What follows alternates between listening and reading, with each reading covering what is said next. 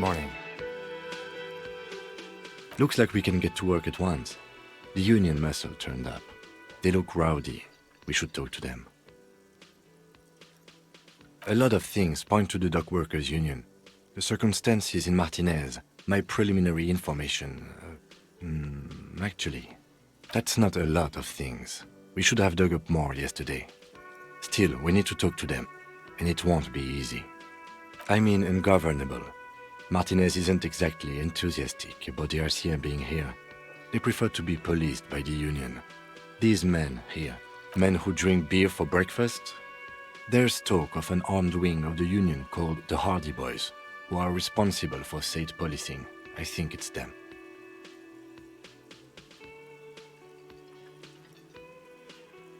I completely forgot. Sorry, I had a rough night's sleep. It's them by the looks of it. Loud and nasty, just like the manager said. One loose thread less to worry about, and one big problem to replace it. That would just escalate tensions. No captain would sign off on it. Solving one murder isn't worth a conflict between the RCM and the Debarders Union. In fact, even the death of 2 detectives might not warrant an all-out war. So let's keep a cool head, okay? One more thing before we do. We don't have to talk to them immediately. We can walk right past them, continue with our business. Yeah, streetwise. Zoom right past. Do it on your own terms. But aren't you curious to know what they have to say about the murder? They're in no hurry to leave. They think they own the place. Anyway, I leave that choice to you. Whatever you decide is fine by me.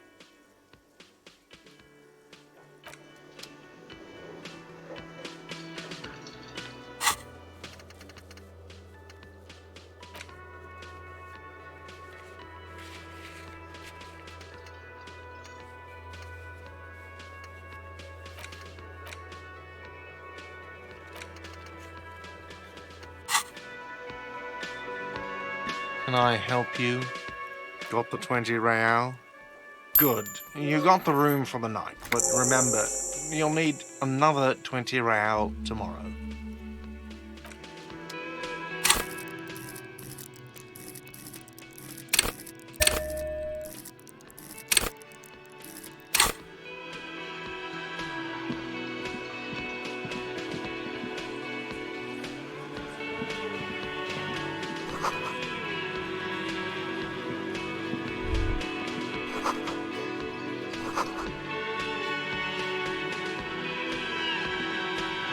A thin man is smoking below an exhaust hood, occasionally sipping from his mug. This must be the Whirling's cook. As you step in, he nods toward the table and says something in a completely foreign language. The only words you can make out are Garancy and Kubek. Okay, it's definitely not his name. Whatever you do, please don't call him Garancy Kubek. Please. It's not funny. The man puts his cup down and replies something, his left hand drawing arcs in the air. He smiles and bangs his ladle against each of his pots in turn. It's almost like music, especially with the sounds of assorted dishes boiling and simmering on the stove. The man ponders his cooking. You see a heavy steel door with a prominent dimple lock. It's painted blue. The cobalt blue surface feels rough to touch. The stainless steel door is flush with its frame on every side. Old cobalt paint, rough on the fingers. 40, 50 years since this was painted maybe. It leads to a side building.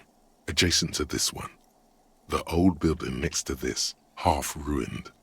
Whatever is behind it must be older. The door does not budge. You do? It's a door in the back of the kitchen. Why do you care where it leads? The winch, outside, in the backyard. Remember? No, your fingers do.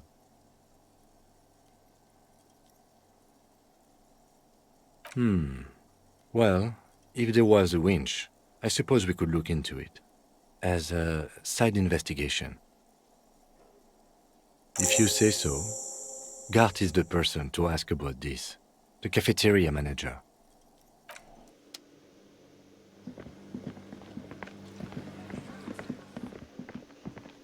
Can I help you? Another thing. Great. I love those. What are you, a cook now? That's none of your business. He wasn't pan-fried. He was lynched. What could the kitchen possibly have to do with... Fine, okay. The kitchen is closed until 1 p.m. because the cook is working. You can snoop around after that, if you must. Oh, yes, that door, sure. There's nothing mysterious about it. It's just a door. No, I don't have a key. I don't know how to get there. And I don't care either. It's not like I've been wondering about it for 10 years. It's just a frit warehouse, probably. Or some boring storage space with a bunch of old junk and dust. Junk and dust. He's attempting to maintain an air of indifference. It's absolutely not convincing. Fine, okay, a little. But my job doesn't leave me time for wondering about one locked door in one of the cafeterias I manage. So I haven't opened it. I have cleaned the whole place 100 times over, though, after the animals. And I haven't found a key, so good luck with that. Yes?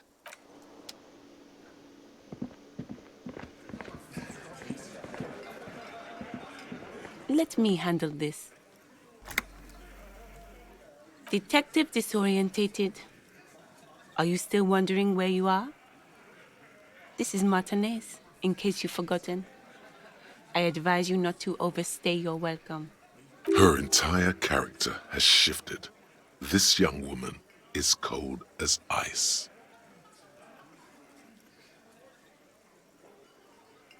Yes, extremely normal. I'm not a gardener, by the way. I'm a legal counselor for the Dock Workers Union. So let's get to it. You're looking for Titus Hardy? You think he has information that will help you? Maybe he does. That's Titus. Talk to him. But know this. I'll be keeping an eye on you. No strong arming. Nothing official. The District of Martinez does not recognize your authority to make arrests. It doesn't matter if you recognize our authority. We will make an arrest, if we have to. She says nothing. Her glare speaks for her.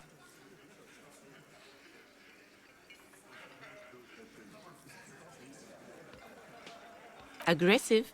You make your living enforcing violence. These people are just dock workers. So you were spying on us, and now you represent murder suspects. Just dock workers. Listen, you moral intern lackeys. You're a mob, enforcing the unlawful privatization of Revachol. 20 fat men in the Occident are stealing it all, and you're their bodyguards. Fuck yeah. So ask what you came to ask, or get back to your commanders.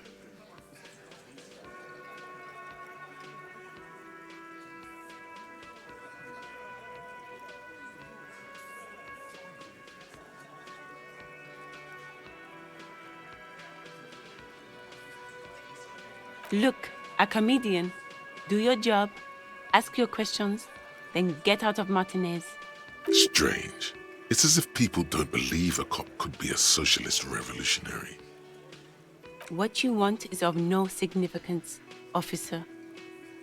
Don't test your authority. In Martinez, you are no one. Like I already told you, I'm a legal counselor. Do you have hearing problems? What are we going to do to you? The union isn't going to do anything to you. It is not a crime syndicate. It is a labor organization. Goddamn right it is. If anything, It is the RCM who do things to people. But we digress.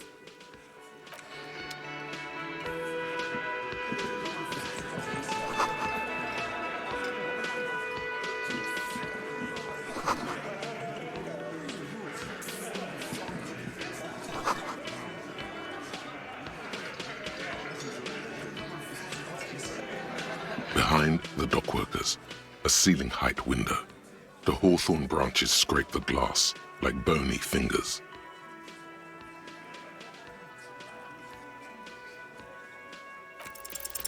Nothing, just black tangles like the hair of an old woman, motionless. The wind in the yard doesn't reach the hawthorn, nor does the light come in from this window. There's a little slide panel up there to let some air in. No need to open it in spring. It's still too cold outside. This is where you say your bed.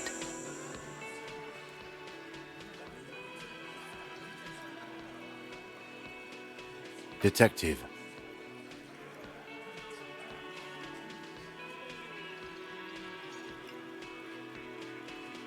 Oh, this is about him. A real looker, that one. You're sure taking your time, waiting for him to get ripe and pretty for you, huh? Oh, he was a real pretty boy by now. Real hot stuff. Letting out that pretty boy smell. Time to go to work in the shit factory! Easy, boys. These janitors have a hell of a job cut out for them. I mean, I wouldn't go in there for $1 million. You might want to start asking your questions now. It's not going to get better than this. No. I see her. You got business with my boys. You got business with me. He understood what you were doing, taking inventory of them. Yeah! You fuck with the Hardy boys, you fuck with Titus Hardy! Relax, Dennis. No one is fucking you yet. Yeah, Dennis, calm down. No one's fucking you, you stupid fuck. Let Dennis enjoy his fucking, man. We don't mind. Yeah, you're not even being fucked, Dennis. Easy, fellas. We got company. Let's see what brings the cop around. Too late. You already scanned the room. You got a pretty good picture. Of the actor's hair, you could take another look at the tracks in the mud on the crime scene. Compare it to these guys. The pretty boy. You guys really love talking about that pretty boy. Funny. But my partner and I have a serious matter to discuss with you. Well, maybe you should just fuck off then. Don't worry. We are resourceful. We'll find a good topic for us to discuss. Incriminating. Now that's a big boy word. Well, maybe... Don't worry. We are resourceful.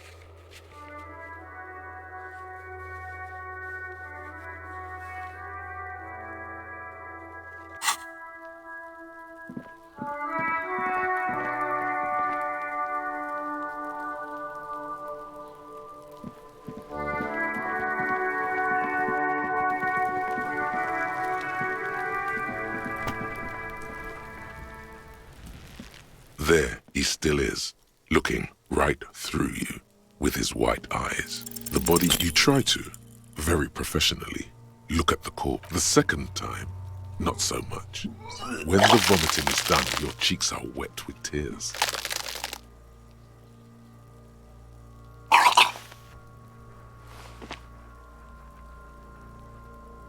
Are you okay, officer? You're facing tough odds here. It's aggravated further by alcohol withdrawal. I've seen captains puke their guts out. It never gets easier. You never get used to the smell. Every Monday is cadaver day. Throw up, investigate. Throw up, initial autopsy. Throw up, bag it. Then drive to the station. Maybe throw up on the way there if you didn't bag the thing tight enough. I think I've lost my sense of smell. A white lie. Not being hungover helps too. That's probably a good idea. Clear our heads. But before we can do that, you need to get your shit together. We should go talk to the locals. Find something else to do while the wind changes. It's pretty bad right now. You've gained a thought. When this dialogue is over, go to your thought cabinet and internalize it for special bonuses and effects. Give it half an hour. Get yourself together. Then come back and have another go.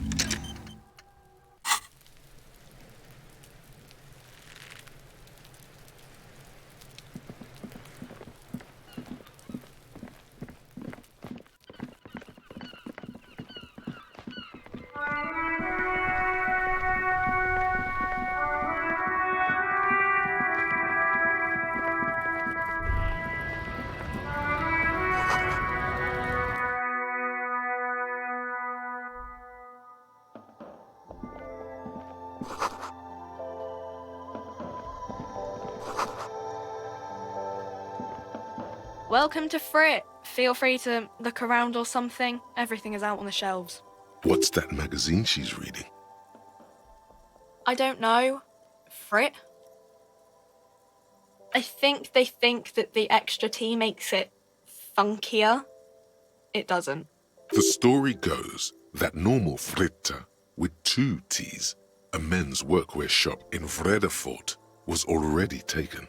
So when Fritta Retail Inc. grew into a multinational corporation, they had to add an extra letter to avoid trademark infringement. You mean this? This is Pop Stars. It's got, like, famous people in it. It's not for sale. Looks like it also has something called Police de la Mode, featured on page 34. This speaks to you.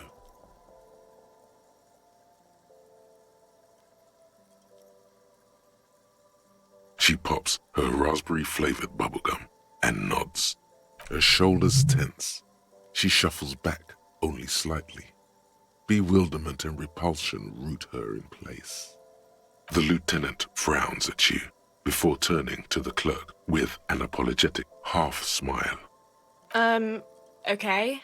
I'm not really supposed to be chatting to anyone, but... A warehouse? I don't know. Maybe. I don't really care what Frit does.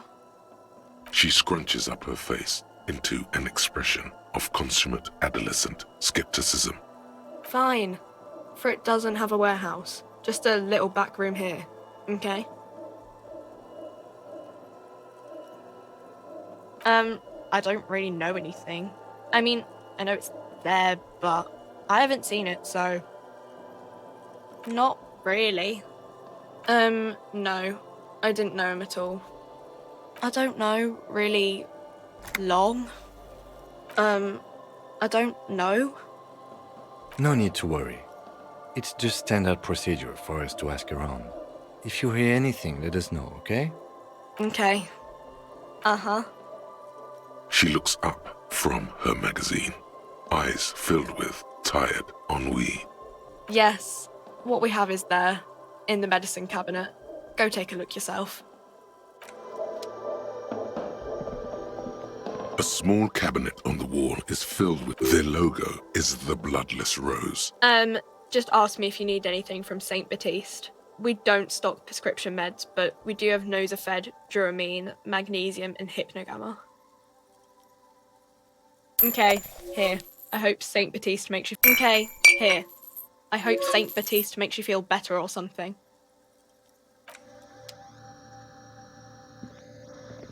The tear machine stands in the corner. A sign says, 1 bottle equals 10 cents. Your bottles clunk into the machine, and the money appears with a satisfying jingle. You're a richer man now.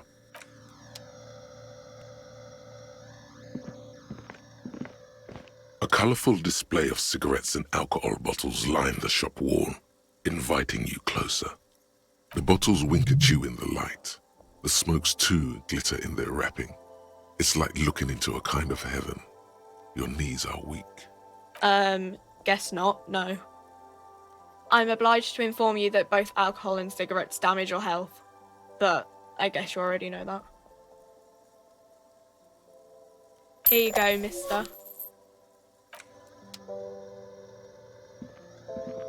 You see several packaged raincoats fill a low shelf beneath a display of croissants and juice bottles. The raincoats are transparent, except for the big. The packages are small, discreet, sloppily stacked, making them easier to take unnoticed. No need to worry about knocking over a display.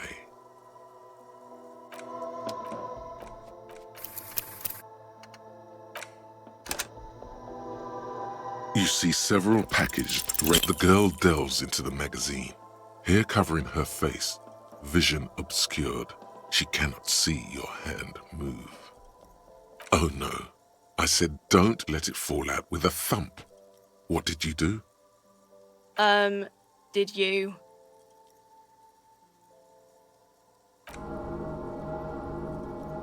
I mean, I didn't just see a middle-aged man try to steal a 4 Real raincoat, did I? Really? A plastic poncho? Ah. The clerk stares at you, but doesn't say a thing for a moment or two. Despair creeps into you, getting fat on your weakness.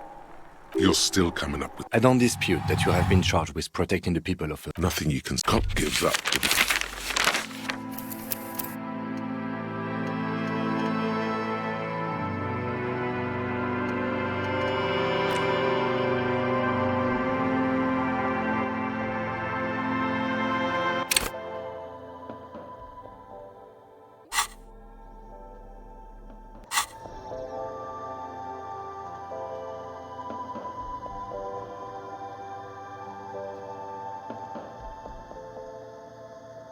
You see several packaged raincoats fill a low shelf. The girl delves into the magazine.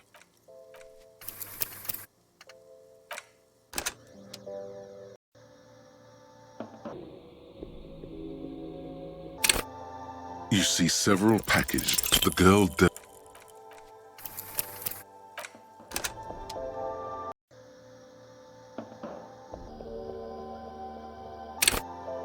You see several packaged. The girl delves.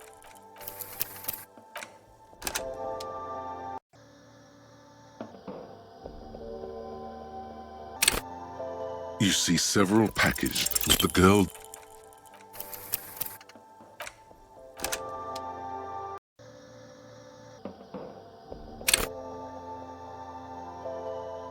You see several packaged.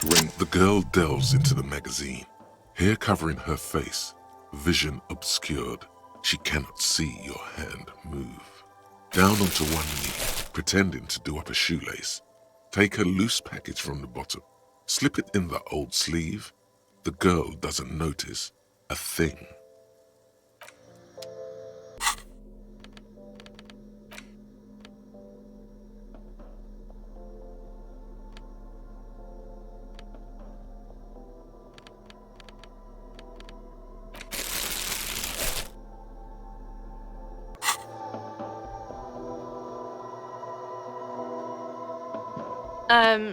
Is this about the questions again? Because I don't really know anything. I don't really know anything. I'm not, I don't know. No need to worry. Okay. Uh-huh. A warehouse. She scrunched. Fine. For it does. A warehouse. She looks up from under. Fine. For it doesn't have a warehouse. Just a little bag. The tear machine stands in the corner. A sign says, 1 bottle. A small cabinet on the wall is filled with various medicine bottles, nasal sprays, and St. Baptiste. You know, the pharmaceuticals company. St. Baptiste Pharmaceuticals. The one that sells meds out of St. Baptiste. That one. There. She is right. Saint Baptiste, the company, derives its name from Saint Baptiste, the city. Itself so named because that's what it is. A rare... Okay. Don't, overdo it or something.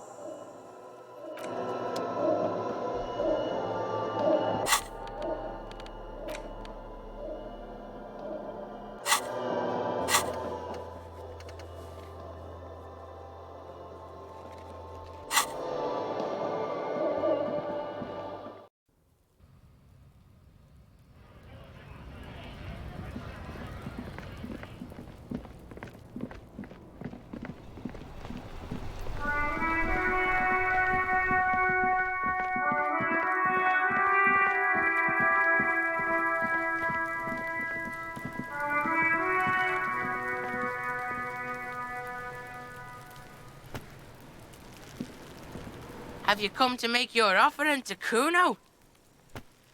Put it away. The information here isn't worth it.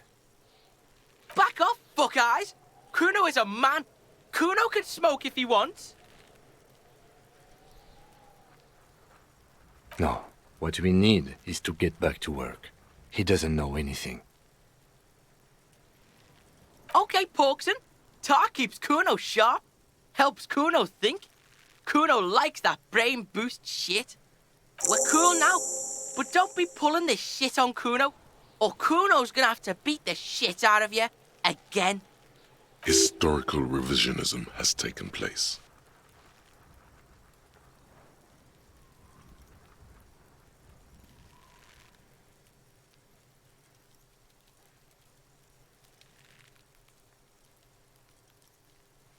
Fucking right, pig. Kuno's filling bathtubs with that shit. Kuno's a kingpin. Don't be yanking your shit in front of the Kuno. Kuno's always serious, always rolling. Big kilo, but you ain't getting any. Get the fuck off. Belying the act, he's actually telling the truth. Or at least 0.00001% of it. He has a little speed. He's just not giving it to you. Shitload, pig. What's your question? Don't tell the pig shit, Kuno! This is where you quickly ask him questions. Real cop questions. Like a cop. Just a couple of pigs sniffing around in the dirt. That seems pretty fucking suspicious to Kuno. Yeah, you tell the faggoty, Kuno! Probably climbed. Kuno was busy down the road when that shit went down. You heard Kuno? Kuno wasn't even in Martinez. Kuno wasn't in Revachol. Kuno wasn't regional. I don't know. Some fucking... Mesk or I don't know. Some other place. Night City. Kuno was in fucking Night City.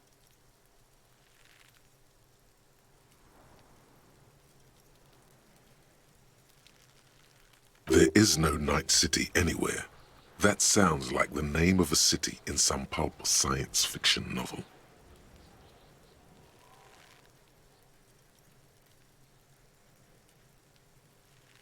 Kuno gives this info out on a need-to-know basis, and you don't need to know. Kuno didn't smoke the gimp, if that's what you meant. Thanks, Kuno. That's one name you can now cross off the list. Kuno's fuck gimp? Kuno uses the fuck gimp for target practice. He's trying to hide the fact that he doesn't know. Kuno knows what you meant. Kuno's not a snitch, that's all. trying to make Kuno sing into the Popo phone. You're testing Kuno's patience here. Get lost, Right, Pig? This is where Kuno plays with his little wooden choo-choo. Fuck do you want with it? Yeah, Kuno doesn't know shit about that. That shit is beneath Kuno. Listen, listen. Kuno doesn't care about this small-time shit. Just listen. Kuno saw what you did there, dumpster diving. Sad shit. Kuno could hook you up with some sweet rags. Shit like Kuno's wearing. Your size, good price. 500 real. You'd have to be blind not to notice the giant white letters F-A-L-N running down his trouser leg.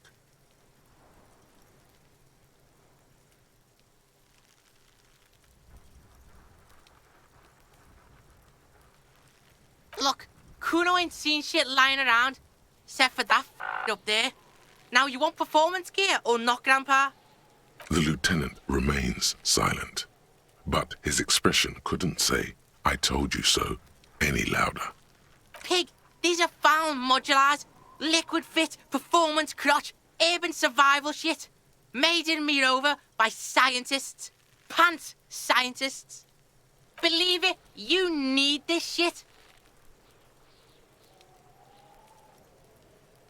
These could drastically improve your chances of survival in the urban wilderness. Coach Physical Instrument endorses these pants. They are tartan ready. They will also make you into an idiot.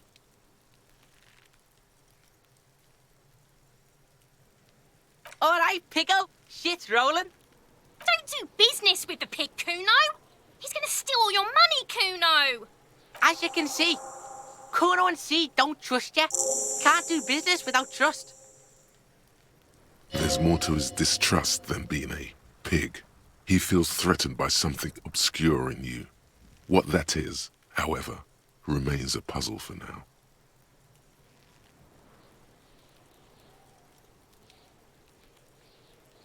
The fuck? A mug in the trash? Is this about the fucking clothes again?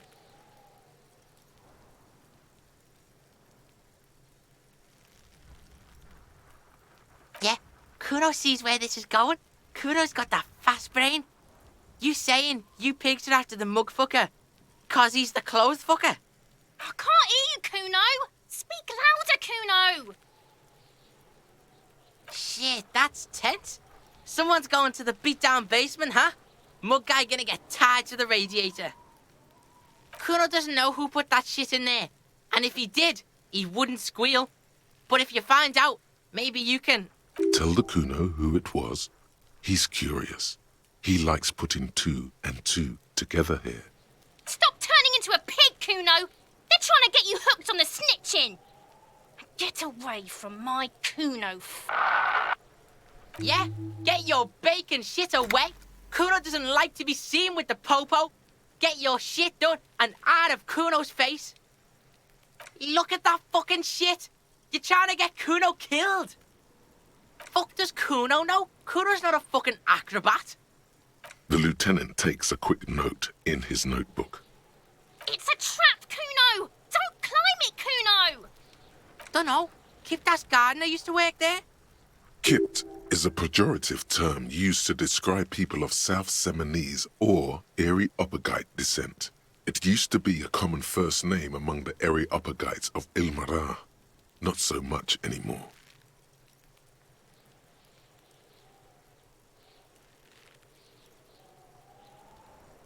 Yeah, that's what Kuno said. She couldn't handle the heat, so she took off. Kuno can take it. Shit's nothing to Kuno. The fuck does this have to do with the Kuno? Kuno doesn't give a shit who she is. Yeah, whatever. Kuno doesn't give a shit.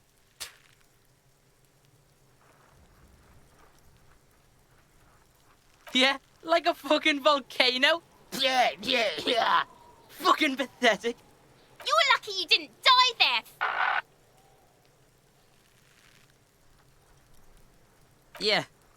Kuno's got some advice for you.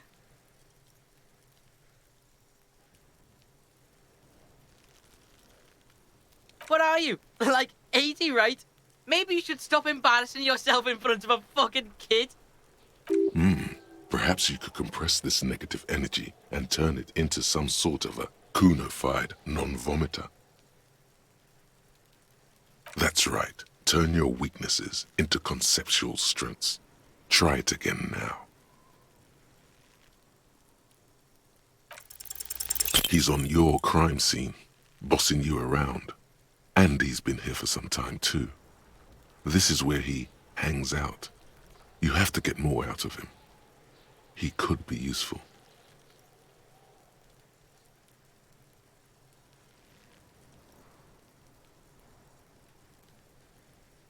Fuck no! What are you? Fucking mentally handicapped? Kuno, they've almost made you a snitch now. Ease off, see? Kuno always takes the bullet over the hammer. He'd rather die than work with the justice system. Kuno doesn't fucking care. Volumetric shit compressor. Bizarre scientific news from Revachol West today, where a police officer's shit has been observed at a pressure of around 495 gigadecimals. These metallic hydrogen levels of shit togetherness were thought to exist only at the center of collapsing stars, not law officials. It remains to be seen how long the shit singularity lasts.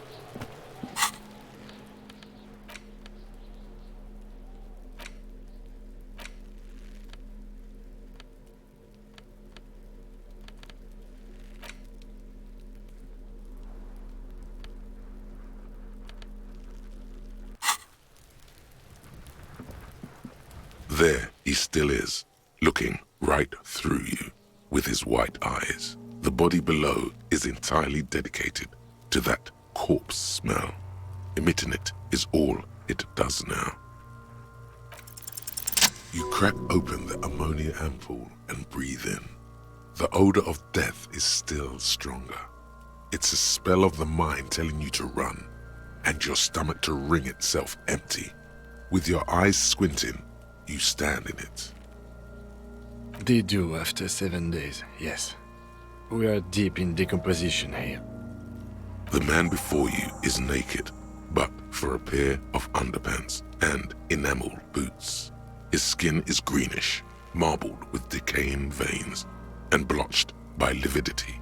A fading web of tattoos covers his chest and shoulders. The cargo belt used to fasten him to the branch above appears industrial in strength.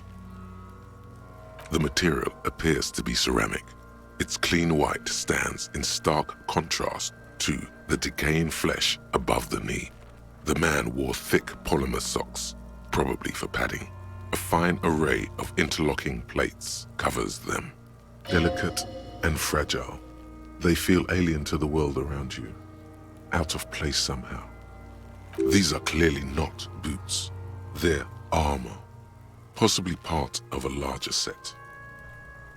Indeed. Technically speaking, these are sabatons, not boots. Oh, the lieutenant uses a memo technique A6. That's not just any notebook. It's a classic. It's all you, baby. Ceramic plate. Zirconium dioxide, most likely. This is where the make would be. Under the hill. Fair weather. Fair weather model T500 VE. I'm guessing that's vitreous enamel. This is advanced stuff.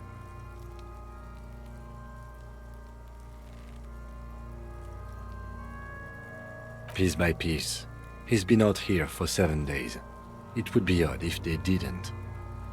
We should keep a lookout for these species. The armor could yield information.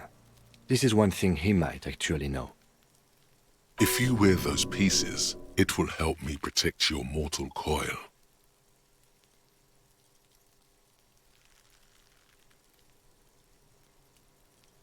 Yes, bullets will fly. They always do. And the coil is fleshy and mush and permeable. Cast it in ceramic shell. No, I think he had something precious underneath the clothes. They had to remove the jeans and shirt we found to get to it. And this kind of armor is often worn under fabrics. Nice. That makes sense. They usually hang them completely naked for that. La puta madre, the Mazda, the Besmerties and the like. This one still has his underpants. Fucking talking about underpants. Clearly, Kuno would like to interject something here, but there's not enough for him to hold on to. It is. It's expensive. We've requested similar material for our tactical units for years now. The constabularies deemed it too costly. In that time, we've lost 6 men to semi-automatics. For a full set, about 4 years of wages. For the northwest region of Revachol, an officer's average yearly income is 5,500 rial, unadjusted for rank.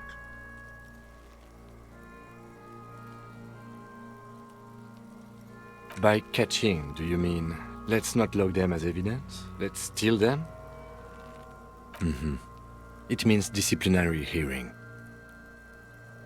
The lieutenant nods often. It's part of his unplastic expression range, communicating both professionalism and sarcasm. This time, the latter. It is. We've requested for a full... For the northwest. Not too much, yes.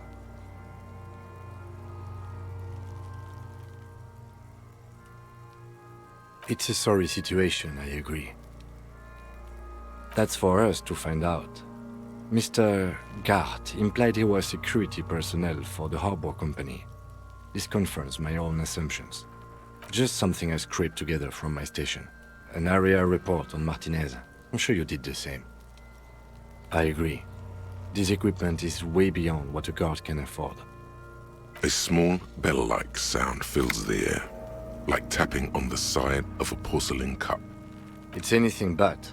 This material is a kinetic redistributor. It spreads kinetic energy horizontally, from plate to plate, dissipating it entirely.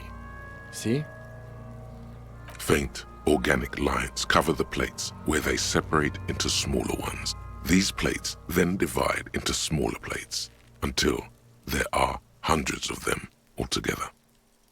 Like whirls of floorboards, the design looks organic, influenced by highly resistant wood materials, like lignum vitae and ebony perhaps. If trees were made of porcelain, this is what their cross-sections would look like.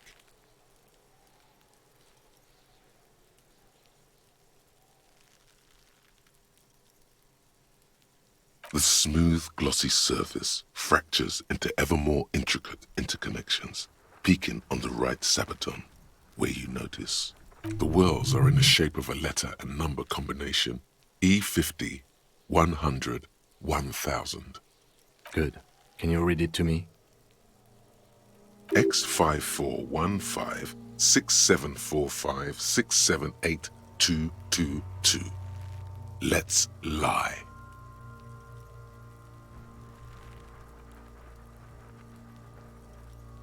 That doesn't sound like a serial number. Where's the structure and logic of a line of manufactured products? Well, no matter. We should run it anyway. True. It didn't have the cadence and logic of a real manufactured item. Officer, the decomposing corpse has temporarily suspended my sense of humor. Let's continue in a less playful manner. Anyway, we have a make and a number. That's something. We can use the radio in my kinema when we're done. Either station can chase it for us. The stench fills your nostrils. As you push downward, an ominous creaking sound comes from above. Stop! Pig's gonna pull his head off. Brutal! Even the mongrels can see you're about to pull his head off. Do it, homo! Pull his head off. There's no point performing an autopsy if you do. We'll have compromised the coroner's case. Indeed, from this angle, it does look like the neck isn't going to take much more. Being dead for a week has all but liquefied his muscles. What are you trying to achieve anyway? Why are you hanging on to that boot?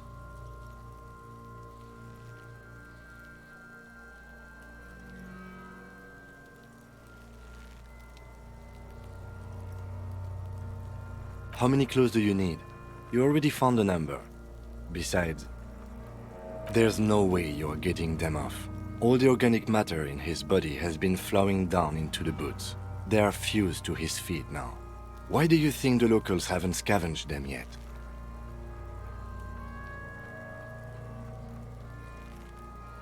You're sure there's a way to peel them off, but first the body needs to be down. And second, it would probably be better if the lieutenant wasn't around. The anticipation makes you crack your fingers. Feels nice. Nice and cracky. Processing will take care of them. With the situation in the morgue, it will yield nothing. But we must pick our fights. Should we continue? The cadaver slowly twists on the cargo belt, his torso covered in tattoos, and extremities blotched pink and blue. The hangman's knot is pulled tight by the weight of the corpse below. Yellow, hard-edged polyester cuts into his neck. Above, a sliding buckle ties the belt to the branch. This is a steel-reinforced cargo lashing belt, big brother of the regular cargo belt. It's used for tying cargo under six-rotor airships. Airlifting. I thought it was used on lorries for strapping cargo to them. The local harbor uses 6 rotors to shuffle containers around. I get the sense they use whatever was on hand without paying much attention to not incriminating themselves.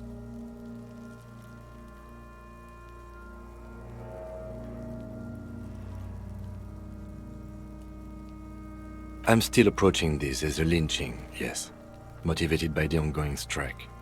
You?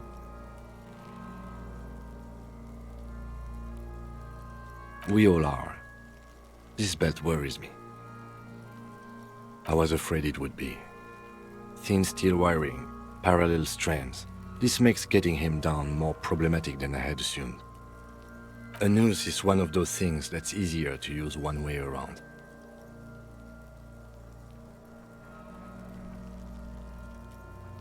That ladder can't carry a grown man. I didn't see any splintering either, did you? I think they lassoed the branch, then pulled on the belt to close the buckle. Could be. The shape of the branch supports the theory.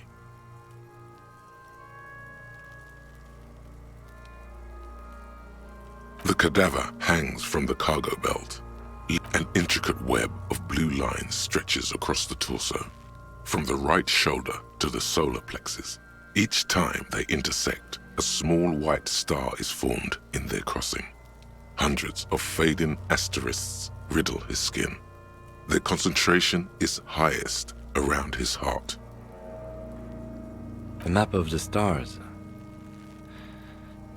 I do see some similarity to astronomical charts. Great Century Messinian, maybe. But this seems more particular. Customized somehow. As if someone left out most of the night sky, filtering it through personal choice. The principle of this filter remains unknown to you. The thought dissipates, and you feel as though you were only half right. So am I. He wears a wide leather belt around his waist and a gun holster under his arm. He takes a thin piece of milled aluminium from his coat pocket and pulls it open. Sounds like a sword being unsheathed. A small lens appears. Some sort of camera. A Trigger Sunshine. Mini. Triggered is the world's leading manufacturer of intercommunication devices, primarily projectors.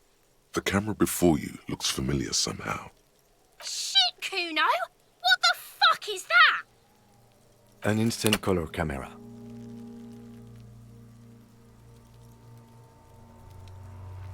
I have only 2 ampoules, so nobody move. I don't want to waste one.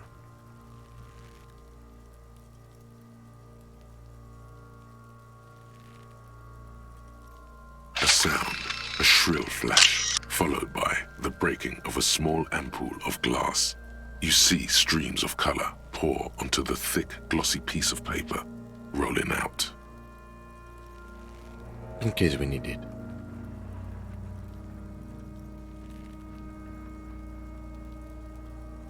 Yes, it is pretty cool, isn't it? There is only one ampoule left. Use it wisely. It contains insight to the victim's person. By his build, I'd say this was a man of physical violence. The story he wanted his body to tell was important to him. It is his letter, to us. Someone should decipher it. We'll need to show it around. Sure, just don't lose it. The glossy-eyed corpse looks by, his mouth mute and his skin as colorful as the chemical rainbow on the photo paper, teeming with opportunistic organisms. His eyes are milky white and blind to the world, protruding comically from their sockets. There is no one home, just subaquatic terrors there. Dark brown hair grows on his head. His face is ready to explode from the organic processes inside. The death's head grin has passed. What remains is an unrecognizable mess. I'm gone.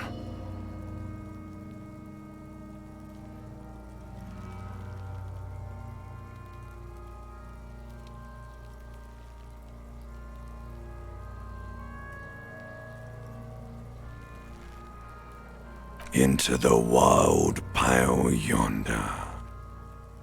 In the past, way out in the west. I'm a joke. Look at me. A killer. A motherfucker. And a killer. Go ahead, Cobo. What do you mean? It's the power of your imagination.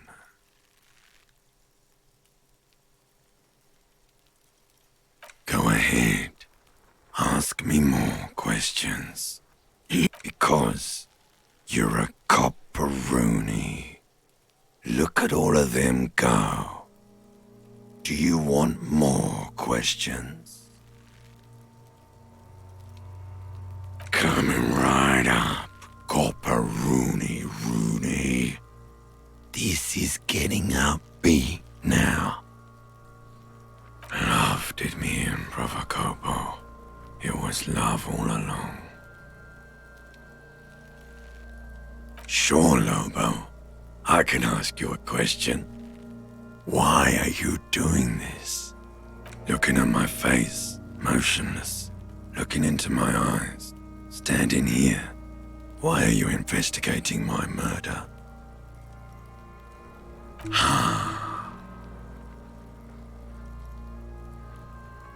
Something is on its way. Something hidden. It's coming. A miracle from the northwest, and it's almost here. You can feel it in the air, on your hands. The cold spring air smoothing them over. Fuck no. You're no Rooney. Between you and me, your name is probably Harry. Good for you. Because you have. Do I remind you of someone? A child born with Muller's disease, harlequinism, grown up miraculously. You sure we got out of that one? Coppellini. Do I remember? A child born with Muller's disease. No, not quite. Be fair now.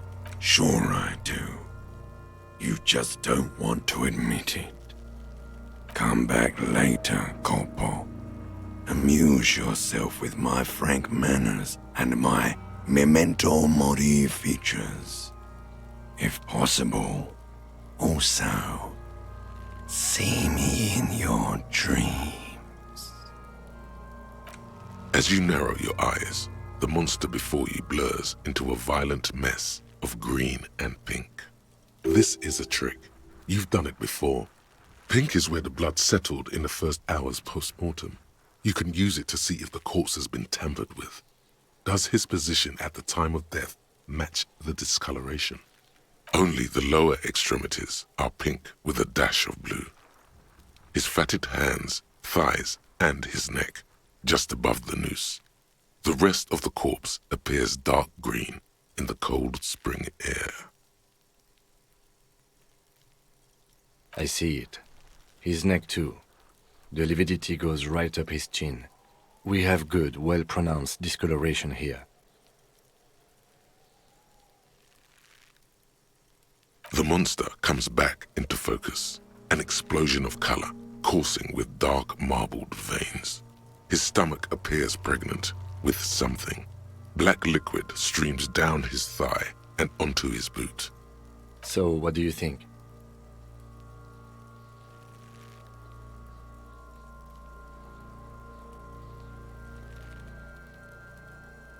Agreed, especially on the neck. The belt acted like a tourniquet, keeping the blood in his head. The hypostasis supports a hanging.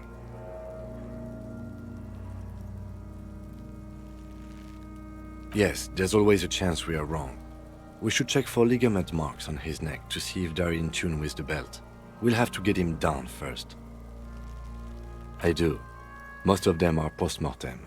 Maybe even all of them. The delinquents have made our jobs harder with their little sport. Stop talking in riddles, coin slot. He means you fucked him up good, Kuno. Fucked him up brutal-like.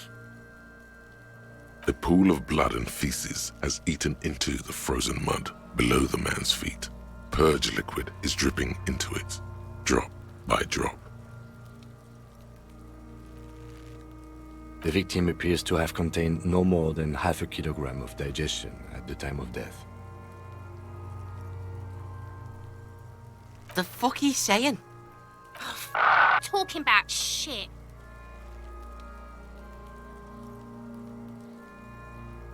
Maybe.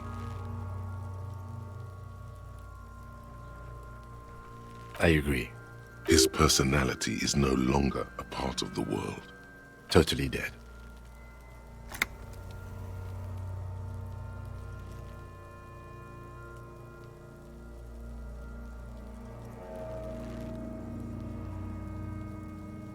That sounds about right, yes. I agree. His person totally dead. Dabba-doob-doob dead. I agree. His totally dead. No siree. I agree. His totally dead. He's. But there is no breath to catch. Only the cadaver filling the air and your nostrils. He slowly rotates before you, decomposing. Of course. You have questions, don't you? The power of your... Come back later, Corpo. Are you sure we finished the preliminary examination of the cadaver? We might miss some of these things once he's done. The steel-reinforced belt presents a unique challenge. I brought chain cutters, but I don't see a good angle of approach to the belt. He doesn't actually think the challenge is unique. He thinks it's frustrating, annoying, and harder than he thought. The cadaver is a good 1.2 meters up. Neither one of us can reach the belt without assistance. And even if we do, there's the question of cutting the airship strength material.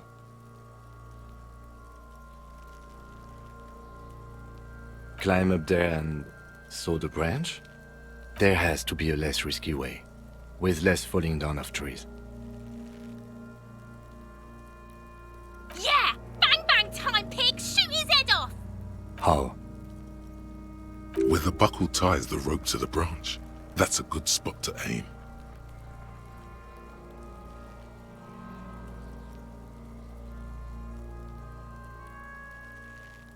Where? Ah, yes, I see. If the shot hits that, there might be a chance to release the belt. Yeah, now we're talking. Entertain the Kuno with some shit. They'll miss! The pigs will miss Kuno!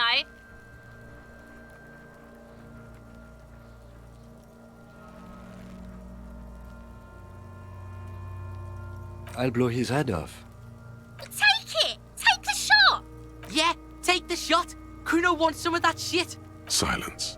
With his elbow sharp, the lieutenant unzips his jacket and produces a lightweight firearm. He drops a paper cartridge in the barrel, separates the scouring stick, and gives the cartridge 5 tucks, securing it in place. That's a Kiel A9090 Armistice, mass-produced muzzle-loader, ascetic, frugal, one of the most common firearms in the world. He then steps back and assumes the fellow's desk position, taking aim. The corner of his eye twitches. His finger is on the trigger. He's gonna fucking miss! The kid's voice is drowned in a shrill blast that echoes off the walls of the surrounding tenements. A cloud of smoke slowly parts in the air as the lieutenant steps back and says to himself, God damn it. A lot of things were wrong with that shot. The fellow's test was the wrong choice. His shoulders were raised, but above all, he cannot trust his eyesight. Fucking idiot! Mookabat asshole! Kuno could have hit it easy, but then Kuno's not fucking handicapped, is he? No, we are lucky as it is. We didn't break anything, and the victim remains uncompromised. Any more mistakes could put us in an unfortunate position with the locals. We have eyes on us. I didn't do us any favors with that. Kuno's sorry too. Kuno feels sorry for the Beano Cloud. The lieutenant doesn't say a word, just looks at the gun in his hand. I have to say, it's beginning to look unlikely we can get him down without assistance. You know, you don't feel like too bad of a shot yourself.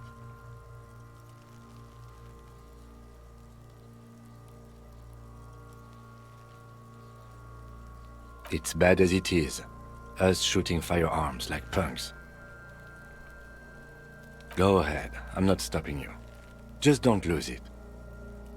They only have one gun! This is the sorriest pair of pigs Kuno's ever seen. Yeah, take it, you fucking banana boinker! Take it and shoot yourself in the mouth!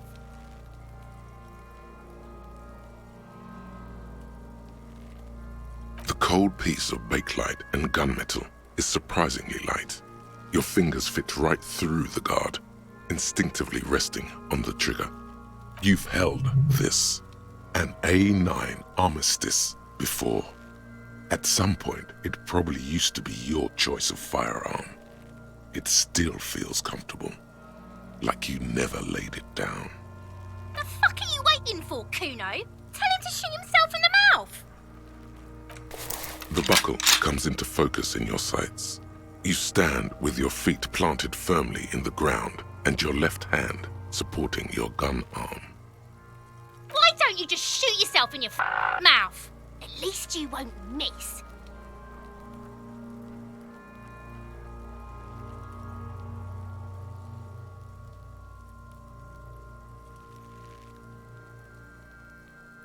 Or what? You gonna fuck me? You wanna fuck me, pig? Is that what this is about? Your field of view narrows. The branch slowly moves, becoming entirely two-dimensional. The metal buckle glimmers, catching the morning light as the corpse slowly rotates. The slow movement of the branch in the wind and your shoulders directing the gun sink up, dancing hypnotically. Look, he's crying. You gonna cry now, fucking faggoty?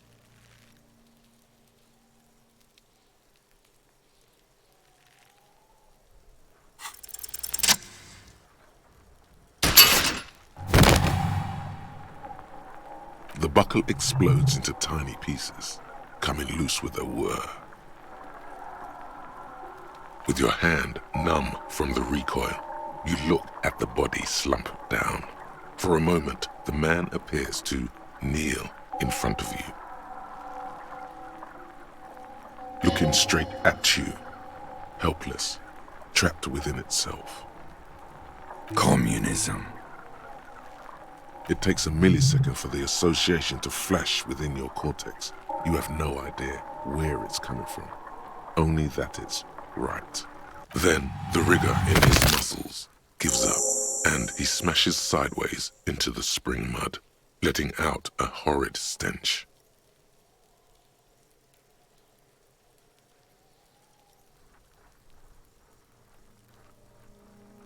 Fuck you, Korpale!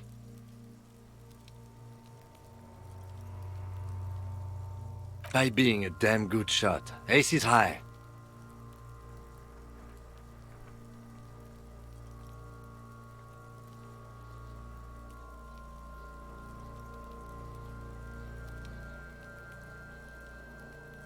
The Ace is High, a custom invented by the aerostatic brigades during the revolution, is used to celebrate success in Revachol, especially in sports. The gesture is spread across the world despite the defeat of the revolutionaries themselves. You could add an Ace's Low to it, if you like, by turning your back after the high and waiting for another.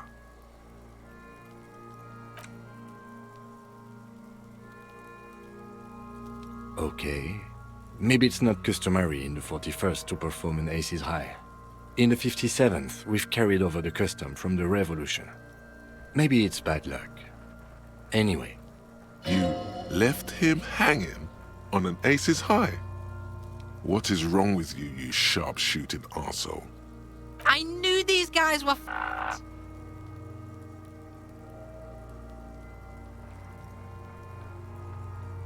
We will perform a field autopsy and determine the cause of death. But before... Excuse me. Slumped on the ground like that has not improved the way the corpse smells. The fall seems to have released something deep inside it. It looks like I feel like taking a break from the stench. I'm sorry to interrupt the jubilations here. Just a little breather before we do the autopsy. Yes, the 4 phases of a murder scene. 1. Investigation of the scene. I can't say I'm fully satisfied with that part. We should search for prints, maybe. 2. Initial examination of the victim. We were exhaustive in our efforts there. Good job. 3. Field autopsy. This will not be pleasant or easy, and it will have to be performed on the scene. The fuck are they on about? Cops are gonna cut his shit up next. 4 and final, transport of the coroner's case to the district morgue. I'll do that. God, this stinks.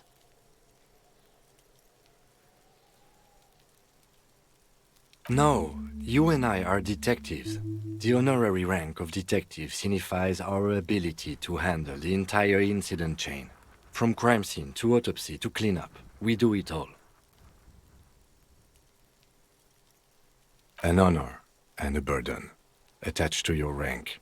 Mine is Lieutenant Detective, unfortunately. I can't tell you how tired I am of this corpse. He is growing truly tired of it. It's not merely moodiness. His tolerance limit is near. With shooting like that? Of course you are. Your station would not have assigned you to this case otherwise. In the meantime, we should try to interview Evrard Claire, the leader of the Union. Harbor property was clearly used in the hanging. The harbor just east of here. Getting in might prove a challenge, though. Or we could ask around for the representative of the logistics company. My initial information says the Wild Pines have sent some sort of strike negotiator to wrangle control back from Evrard. Yes, and those were the interviewees. Let's go.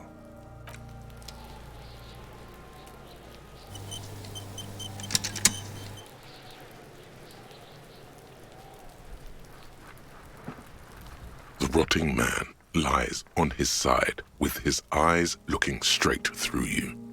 The belt is still around his neck. His body is supine and open to intrusion. By autopsy, the lieutenant adjusts his glasses and takes a deep breath. Shoot, Looney Rooney. Huh? You're misquoting me, Rooney. I said communism killed me. Love did me in. You really need to learn the difference, buddy. This is embarrassing. Come back later, Corporal. Come on, officer. You know what a field autopsy is. You've done 100 of them. What you do know is, at 18.9 kilometers, the dormant shield volcano, Corpus Muindi, is the world's highest summit, and the failure of the 38 single, Et puis descend, to crack the top 20 was the death knell of disco. But what a field autopsy is, you have no idea. You must have me confused with the Copperpedia. You, sir, you are the Copperpedia. There truly is a time for everything, even for yellow gardening gloves. However, they are lacking hygienically. I suggest you get in there in limited capacity. I'll ask you when I need you to. For the most part, maybe I should handle the contact and you take notes?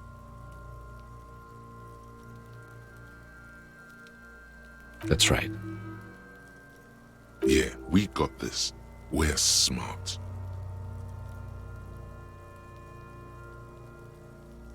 The dead man stares in silence as you crack open the ledger. The bright red paper is covered in boxes and lists, describing the condition of his skin and organs in 3 parts. Above those, an 11-field info form needs filling out first. It begins with, That's you. the corpse is indifferent to your scribblings, just lies there. The next box says, KK57-0803.0815. KK equals Kim Kitsuragi.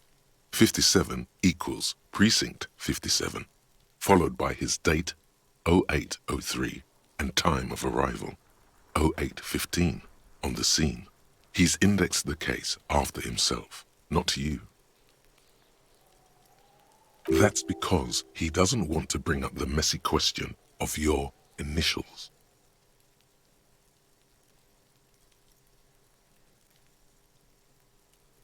And what would that make the alphanumeric?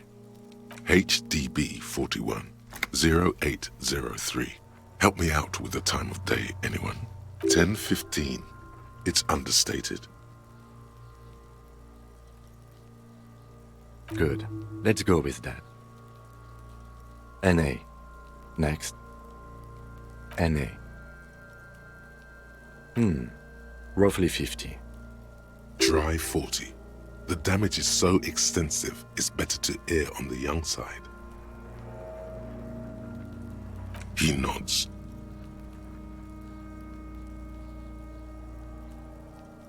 Mondial.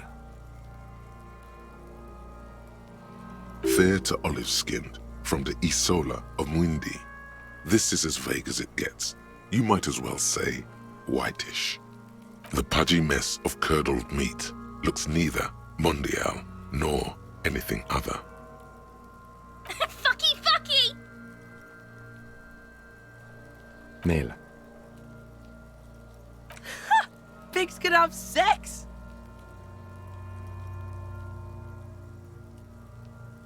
Nor does he look male. with his pregnant belly and indistinguishable face. We're still going with March 4th, 51. What else? 9. Body identified by is non-applicable. 10. Case number is the same as the coroner's case. HDB 41 0803.1015 listens motionless with the cargo belt still around his neck. Only one box remains. None, at least not after the initial examination. Interfering with the body's position or wounds post-mortem. A silent nod. The lieutenant places his gloved hand on the corpse's chest, as if in preparation. Your central nervous system recognizes this gesture. It's the stations of the breath. Ecclesiastic, religious in nature, a holdout from pre-DeLorean burial rites. It takes him 2 seconds to perform. Then, we should start the post-mortem. The corpse cannot feel Kim's hand on his chest. It no longer meaningfully interacts with its surroundings. A thicket of boxes and lists on red copier paper tries to answer why. I thought we decided to leave it to processing. Let's not turn this into some kind of circus. Damn it. This is turning into some sort of mega puzzle. Okay, so you can sneak out of your room maybe, after he's gone asleep. Clothes. The deceased wears armored boots and white briefs. The make of the briefs is Babrodine, I think. Let's see. See, it's happening.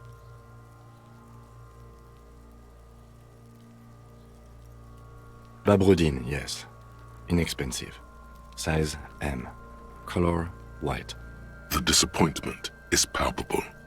The red-haired thing was expecting something more lurid. The boots are ceramic, vitreous enamel. They are fused to his skin from blood flowing downward post-mortem. Removal of the boots is left for processing. It would be clever of you to omit the boots altogether, sire. If you are to keep them for yourself, as you ought to, you have deserved them more than anyone else. Patience. After the autopsy, before the body is taken away, there will be a window of opportunity. After the lieutenant has gone to sleep. I hope this has helped you, my liege. The boot has a serial number. It's E50.100.100. The lines between the plates are in the shape of the alphanumerical. The number is purposefully concealed by the design. Tattoos. The upper torso is covered in a single, continuous tattoo, resembling a map of the night sky. It reaches from the right shoulder to the heart. The ink is blue and white. The assistant has a color photograph of the markings, to be added to the case files as document A1. The photo is taken on the scene, using a Trigat Mini. The deceased has a belt for airlifting cargo around his neck, tied with a hangman's knot. Color yellow. Length 3 meters. There is a buckle on the other end. Well-nourished, athletically built, measuring 1.8 meters. Generally consistent with age 42. Preservation is good. Ambient temperature below freezing. Body hair is light brown. Distribution is consistent with age. The deceased had male pattern baldness. Hair is combed back, short.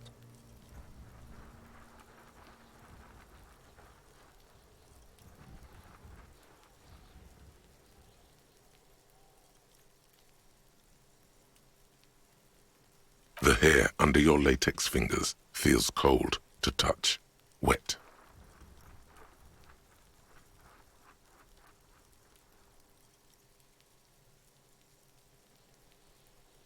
The stench is suffocating. Strands of dark brown hair start sticking to the latex of the glove, like thread off a rag doll's head. There must be brilliantine in there. He's combed his hair back with oil. More hair sticks to the glove. Hair off the rain-soaked head of a dead man. There are bumps and dips on the skull below. An alien landscape. For a fraction of a second you feel something. An irregularity. But then it's gone. Too minute to register in your mind. What was what? Brilliantine. There's brilliantine in his hair. Lividity is consistent with hanging. The head is congested. Contusions are present on the head, chest, and thighs. Consistent with stones thrown post-mortem. Low velocity. Fucking low velocity? You think Kuno doesn't know what you're talking about? Velocity was fucking max. Talking shit about Kuno's velocity. In addition, there are bite marks on the face, scalp, and chest. Consistent with predation. Ligature mark.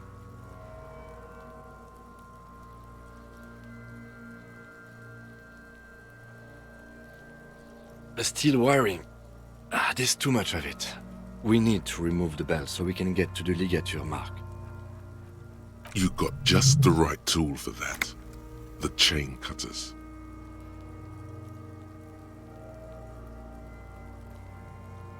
The hanged man lets out a joyous little bubble of rot from his nose. Always good to think ahead. Now, we need to cut the belt to see the ligature mark below. Carefully, with as much precision as you can. See, my pig is gonna fuck his head off.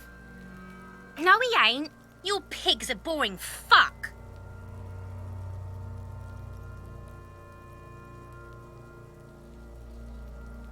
The belt is equally tight around the whole circumference of his neck, swelling over the edges like white bread rising from the east.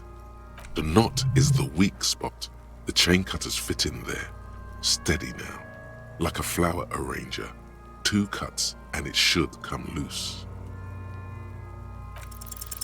After some deliberation, you sink the cutters into the knot tying the belt together. You squeeze the rubber handles together, sweat forming on your brow. Snap! The knot is slashed. Another cut and the belt falls apart like a flower bouquet, revealing the dead man's neck and the dark red ligature mark around it. The rope rises to a point, leaving a gap in the ligature mark. The suspension point is in the back of the neck. Hemorrhaging is observed on the skin, above and below the ligature mark. The mark is well pronounced, consistent with a drop from 1 or 1.5 meters. Chest is intact, normal contour. Abdomen is protuberant, pelvis intact, genitalia... Now, let's get up and see. I fucking knew it!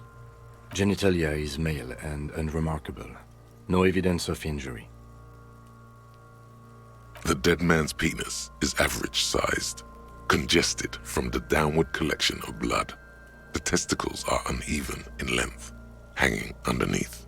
The genitalia is greenish. Marbling is present around the crotch.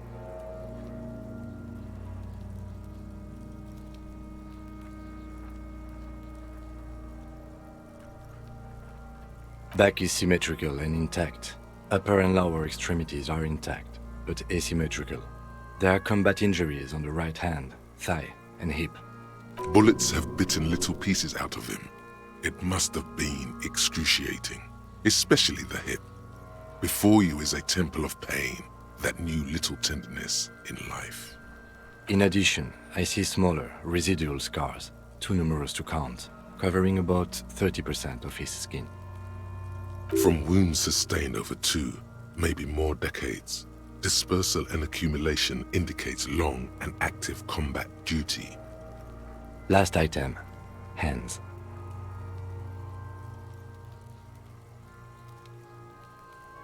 The hand feels heavy, filled with decay liquids, like it's ready to explode if squeezed hard enough. You're suddenly repulsed, so much so you feel compelled to drop it. Hands are clean, no sign of injury from struggling. I was. Maybe I'm just not seeing them. Honestly, this stench is making it hard for me to think at the moment. Ooh. That's all for the external. Well done. What next? Central nervous system. I have nothing. Do you have anything on this man's central nervous system? Of course, there is a moral to be drawn from it. A moral to this story. What would that be? The dead man looks, too, with barely contained excitement to hear the moral of his story. I think that may well be the moral of every story, officer. Good. Musculoskeletal. Purge fluid is coming from the mouth. Not injury-related. Eyes and tongue protuberant. Hyoid bone. Let's see. With his eyes almost closed, the lieutenant puts his hand on the dead man's throat and begins to massage it, gently. A rotting smell erupts from the mouth. Purge fluid runs down his lips. Black, you hear cracks as the lieutenant moves his sharp fingers inside the flesh, like the creaking of an old house at night. Yeah, jack that fucker off! The hyoid bone is fractured. The rest of the musculoskeletal system is intact. Unremarkable. Respiratory system.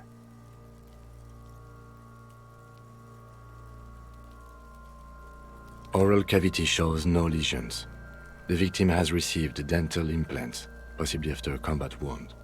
Mouth swollen, hemorrhaging present in mucosa of the lips and mouth. No scream, no sigh of relief rises from the darkness inside. It's humid there. Sickly sweet air, unlike anything living. You feel like you're about to throw up again, straight in that mouth of his. No, you don't. You can keep it in. You can keep anything in. You manage to suppress the contractions trying to enter your stomach. All it takes is concentration. Through it, you see nothing but darkness. More meat and darkness. Hemorrhaging present in mucus.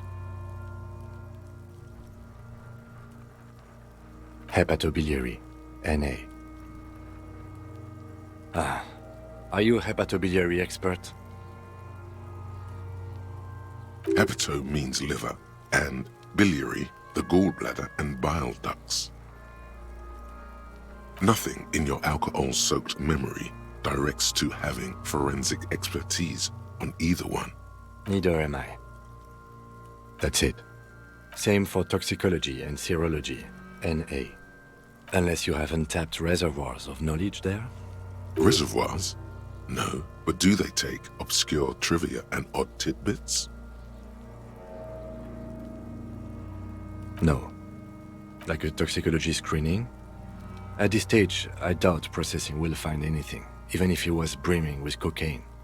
But still, you should add a request. Cardiovascular. The body exhibits heavy lividity. Blood has gathered in the hands, feet, and neck. Hypostasis is visually consistent with the hanging. Gastrointestinal.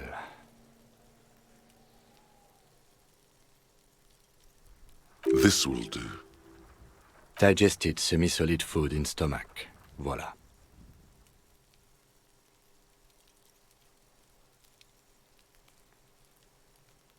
What's next on the list?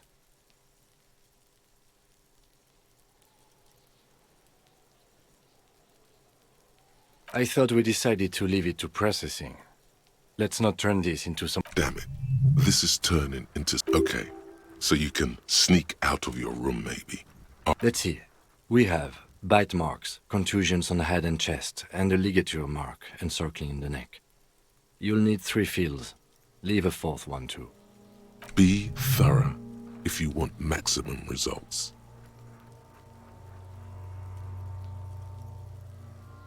Nothing, just in case.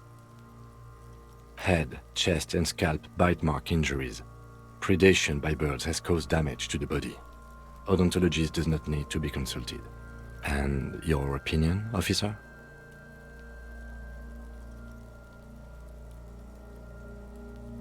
Agreed. Next injury? So, The scalp bleeds from a post-mortem head injury, a stone. The injury does not have the rim of an early inflammatory response. The perpetrator on the scene has confessed to causing it post-mortem. At maximum velocity, fucko! Has confessed to causing it at maximum velocity. Coagulated blood sticks to his scalp and chest, where the countless stones have hit the dead man. Beneath, the description of injury. 2 boxes. Right.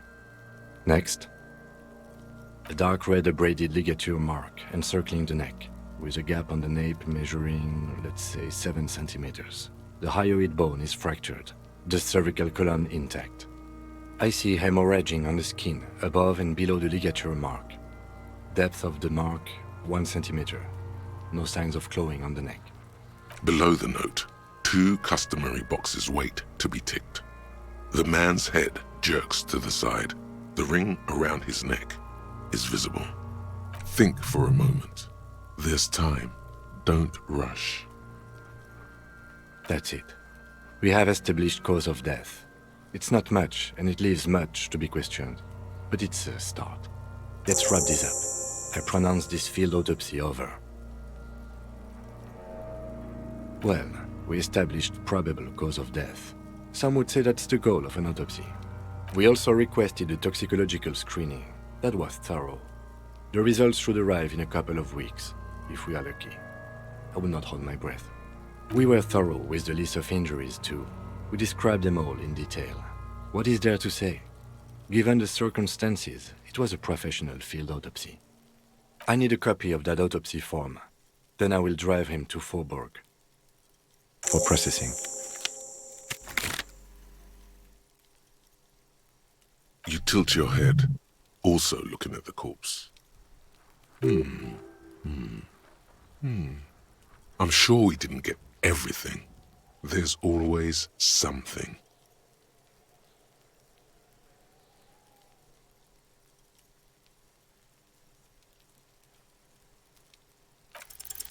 You run your hands over the victim's cold body, his limbs, his torso with its swollen organs. Maybe you should be more thorough.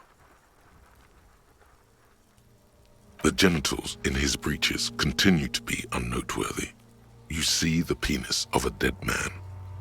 If you've seen it once, you've already got the picture. Can't get enough of that dick. Do you think we missed something?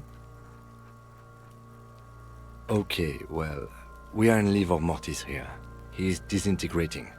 We need to refrigerate the body if we want to conduct another examination, and we need to do it fast.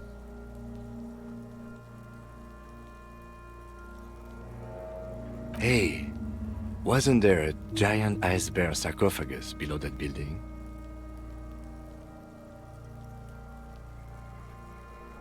Now, that's an overstatement.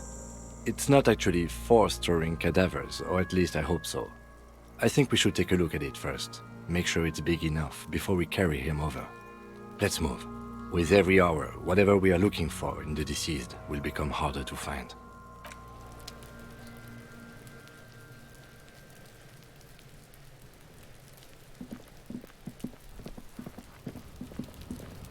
An inconspicuous pile of the roofing material, Eternite. Because it's nice and orderly, well-laid pallets, easy on the eyes, rhythmic pattern, calms your mind. Mammals like this stuff. It's nothing. Someone just left some roofing material slanted against an old shack. Glad you asked. When junior researcher Olari Tal invented Eternite in the Vartna Polytechnic Institute some 30-odd years ago, he thought it would last forever. Hence the name, Eternite. Sadly, the only lasting thing turned out to be the material's highly carcinogenic effect. An inconspicuous...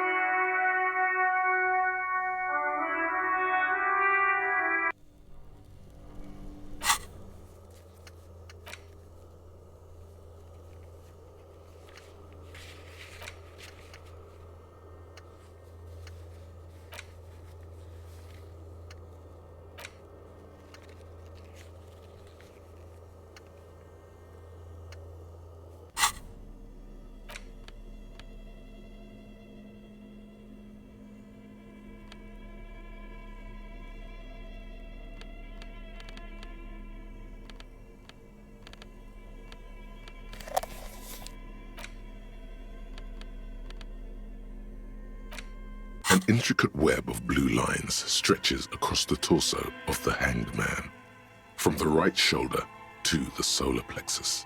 Each time the lines intersect, a small white star is formed in their crossing.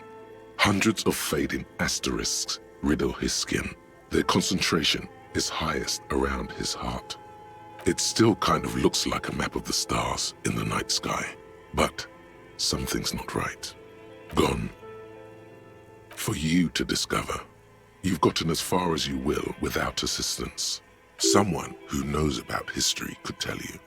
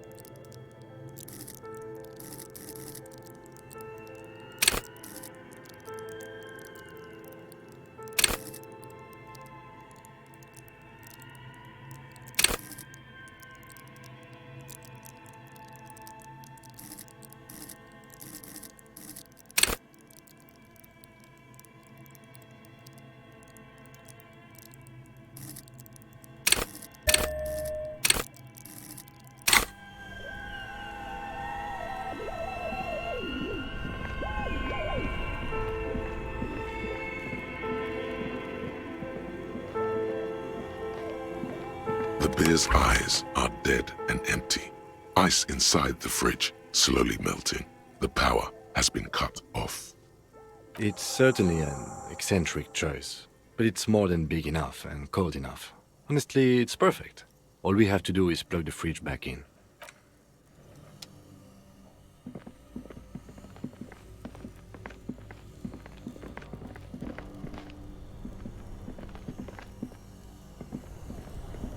Both cables are unplugged from the... Somewhere, a machine hums along with the current. Happy.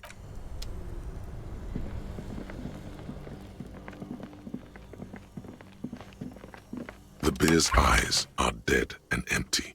Ice inside.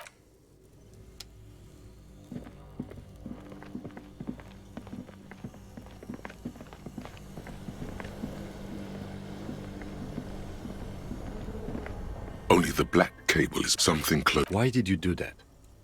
The lieutenant raided a giant electric... Great. The owners of this building will just have to keep paying for the electricity sucked up by this monstrosity a little longer. Let's return to the fridge.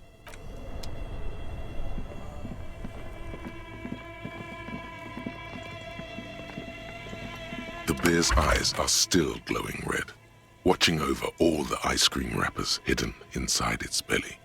Of course. I'll take the head, you take the feet. It's not going to be the easiest thing in the world, but we'll manage. The body is heavier than you expected and stinkier. It takes half an hour to get down to the basement, then 10 more to stuff it into the fridge. The lieutenant takes a step back to admire your handiwork. Beautiful. A dead body in a nice bare fridge. This is some of the best police work I've ever done. Of course you don't. Look at that. What have we done? We stuffed a dead body in a nice bare fridge. This does not leave this room.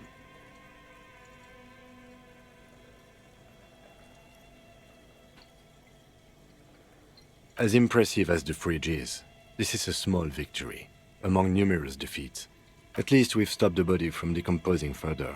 Now you can conduct another inspection, under controlled circumstances. Inside the icy realm of the ice bear fridge, the corpse stands slumped, waiting.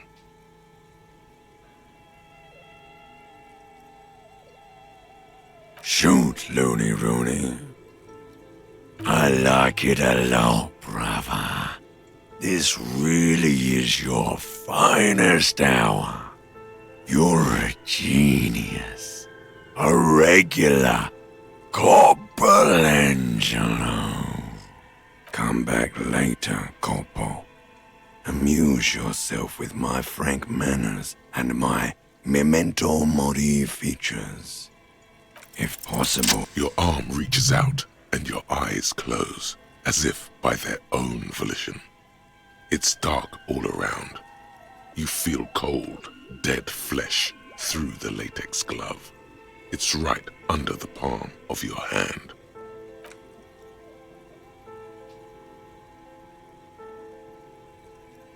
His face, his cheeks, his nose, his fat, swollen lips. Like a rubber spider, your gloved hand crawls on his features. Everything is silent, all around. They are swollen shut.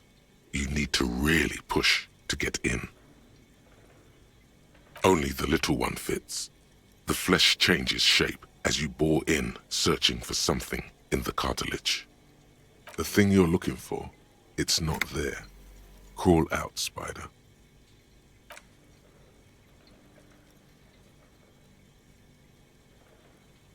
The oral cavity is cold and moist. A ball-like tongue attaches itself to the base of the mouth, lolling around like a scallop.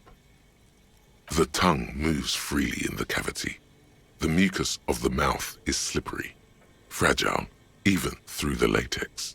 From the soft meat, teeth are budding, hard pearls of bone in the gums and in the back of the mouth. Can you feel it? You're so close. Rip his jaws open now. Look in.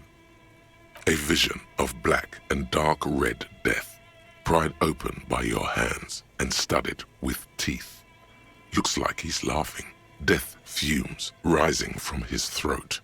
And there, in the back of his mouth, above the bell of the uvula, right in the soft palate, you see a hole, barely visible to the human eye. It is swollen shut, almost vanished. No larger than 0.4 centimeters in radius, the edges appear darkened. An abrasion collar. This is what we're after.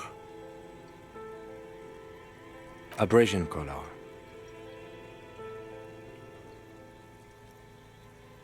A black trickle of liquid runs into his throat from the wound. Your index fits right in there. A tight tunnel of flesh opens up. Tissue damage. Wide enough for 2 fingers. As you push both in, you reach through his mouth, right into his brain stem. Yes, that's what this part is called. The basal ganglia feels clumpy. What entered here has torn apart his reptilian complex. This man will never sleep again, never wake. Your yellow fingers slide into the remains of the limbic system.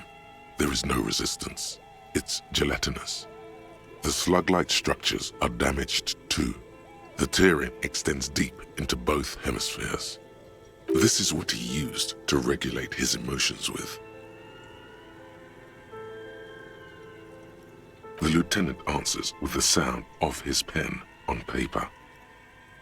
Your fingers are all the way in now, reaching toward the inside of his skull. The cavity goes further, but the entry wound isn't wide enough for the rest of your hand to follow.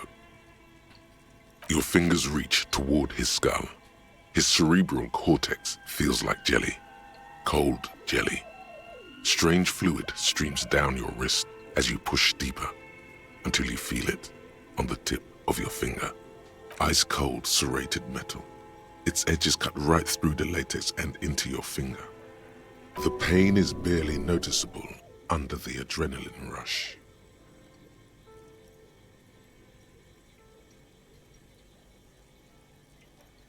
Can you get to it?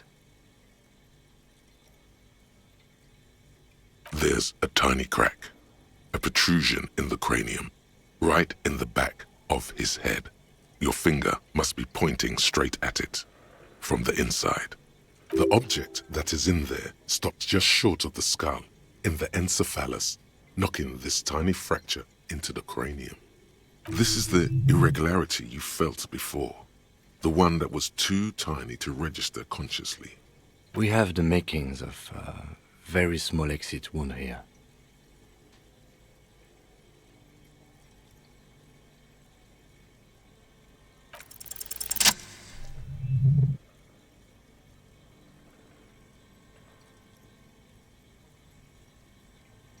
You pick the object between your index and middle finger. Feels sharp, like metal.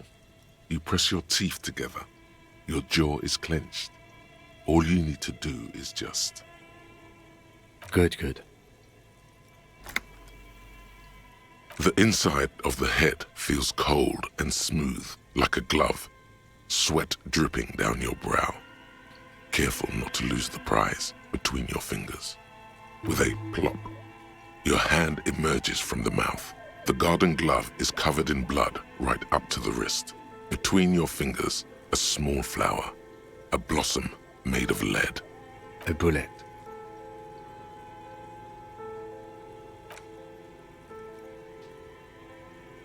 The bullet falls in the bag, leaving a smattering of blood on the plastic. He raises the bag under his eyes and says, A non-caliber. Rifled. Some kind of brittle alloy. Fractured on impact. Of course, you deserve it. We need to add an item to the injury list. Injury number 4. Oval entry wound with an abrasion collar. Soft palate, back of mouth. High velocity. Temporary cavity in brain tissue. Small exit wound on the occiput. How does that sound? Opinion, fatal injury. That was then. This time we have extensive tissue destruction away from the wound track. This time we have a bullet. And one last thing. We should amend injury number 3. Ligament mark. New opinion, non-fatal. Post-mortem. Treatment.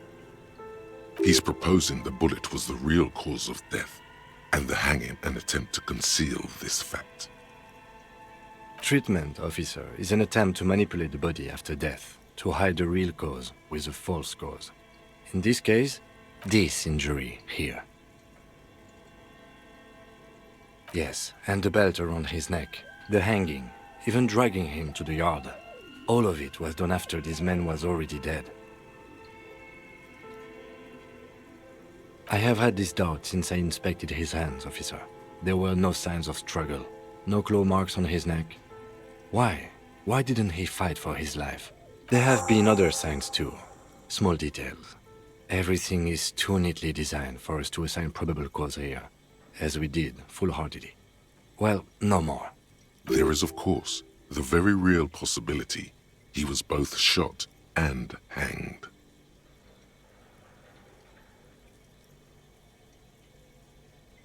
To put him out of his misery? It's possible, but it doesn't explain all the other dubious things here. Lack of struggle, primarily. I may be intellectually sloppy, but I prefer one theory at a time. And this just smacks of treatment to me. Yes, we should take a closer look at it. I am certain it has more to tell us. This little thing could reveal much about the weapon that shot it. Oh, you really do. I am glad to hear you say that. Your room in the Whirling in Rags should come with a bathroom. Be sure to make use of it in the evening. To hide something. The real killer? The real motivation? What really happened here? That's for us to find out. But this, it will make finding them just a little easier. We bag the corpse and carry him to the holding pen of my kinema. I can transport him to processing myself, but I will be gone for the rest of the day. Work on the case. Tend to personal matters. Try not to do anything too dangerous. An officer needs backup in a neighborhood like this. I'll leave that choice to you. And one more thing. Great work, detective. After you bag the corpse, Lieutenant Kitsuragi will leave the party until tomorrow morning. You can do side tasks and even the main case, but it might be more difficult. Plan his exit accordingly. All right.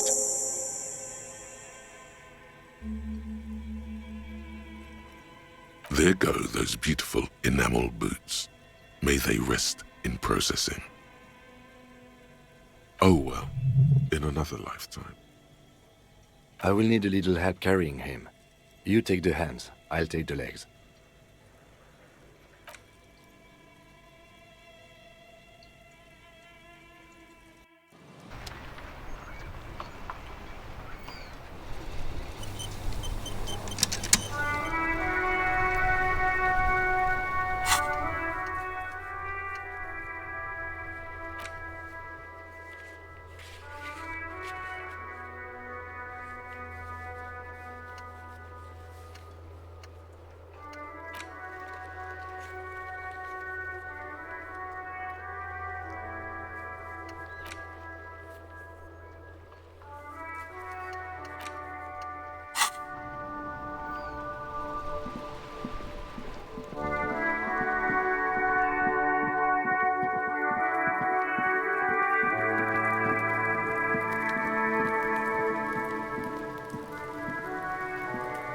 Fuck does Kuno care?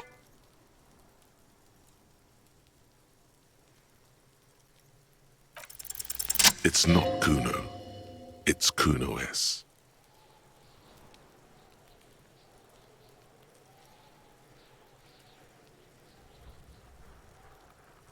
Kuno S is by far the worst of the two.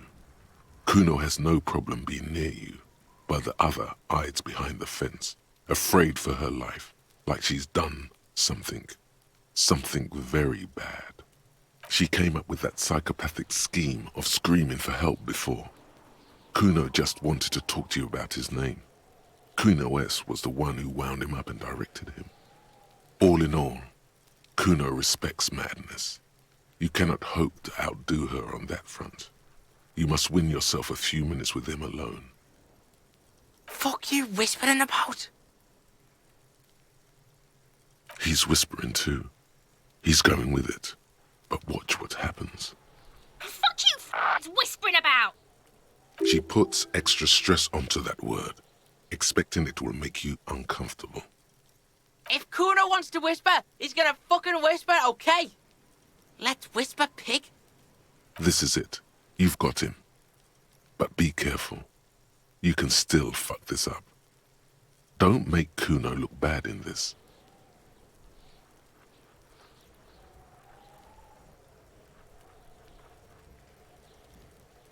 Crazy? You don't know the half of it. She's not crazy. She's insane. Dangerous. She's smoked a man. She's done people in. Probably even pigs. Stop talking to him! Kuno, I'm fucking warning you! You're gonna get us into shit! She understands what you're trying to do. Yo, see? Did Kuno not tell you? Kuno told you. Kuno talks to whoever he wants. Talk, pig. Kuno's got it under control. You did it. They're separated. He's even turned his back to her so she can't read his lips.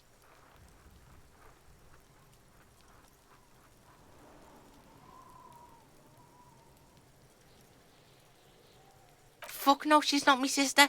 She's just a stray who got in, like a mad dog or some shit. Yeah, she was just there. What was that, Kuno? She was in the hallway, dripping wet, by the fucking shoe rack, in the dark. Kuno's got no fucking idea. Her hair was all wet. I think she pissed on the floor too. She was there for 3 days, in the corner, every time Kuno went out. I don't know. Someone left the door open. Kuno comes home and she's sleeping under the desk, under the pile of clothes, like a dog. Kuno's dad doesn't give a shit. Doesn't even see her there, or thinks it's fucking Kuno. Shit's all on Kuno.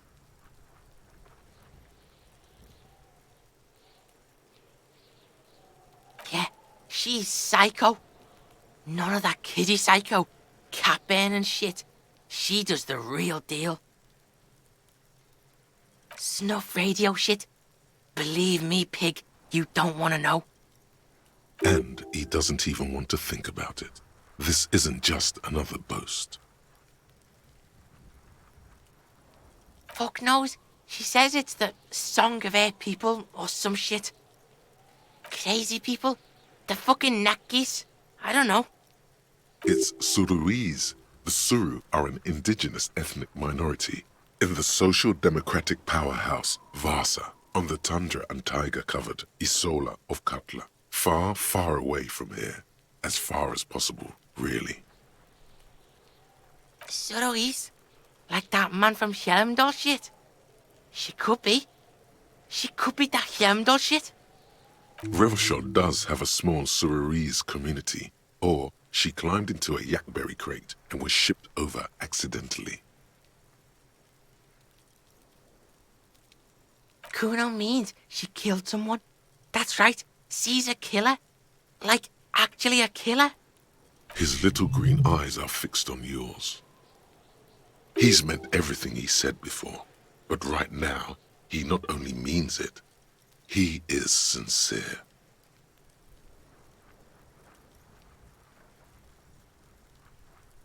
Are you getting this? You think I'm fucking telling you a joke here? How hard do you think it is to kill a fat ass? Sweet talk him, then knife him. She's probably killed a pig too. I mean, I'm pretty sure she has. I knew you pigs were too naive for this shit. Good thing Kuno's got her under control. Kuno keeps her calm. A cop would be too large for her to overpower, but a determined child of her size can still kill the vulnerable, the elderly, the homeless, or other children. The creature peers at you both from over the fence. There is something searching in her eyes. Kuno falls silent. He does not look at you when he replies. Kuno, that's it. That's what Kuno is starting to think, yeah? He usually looks you straight in the eye. A little something just crumbled there. Yeah, she would have liked to fuck him up, but she didn't. Kuno wasn't around, and she was with Kuno. Look, Kuno's gonna put you at ease. We didn't do it. He speaks the truth, my liege. How's Kuno dealing? Kuno's dealing just fine. He doesn't need you fucking with any of it. C doesn't either. Kuno's got this shit under control.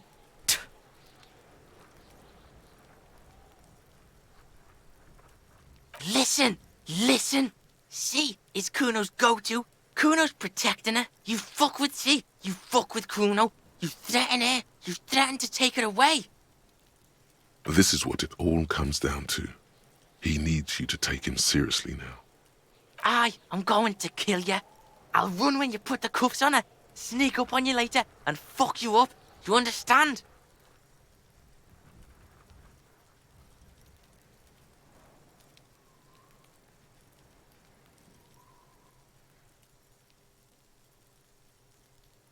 All right, now we can do business. He's breathing heavily. That took something out of him. Yeah? What do you want? Kuno can hook you up with... Oh, don't hook him up with shit, Kuno. See? Relax. He respects the Kuno. Kuno made him respect the Kuno. You respect the Kuno, you get all kinds of shit. Remember when you tried to get Kuno to hook you up?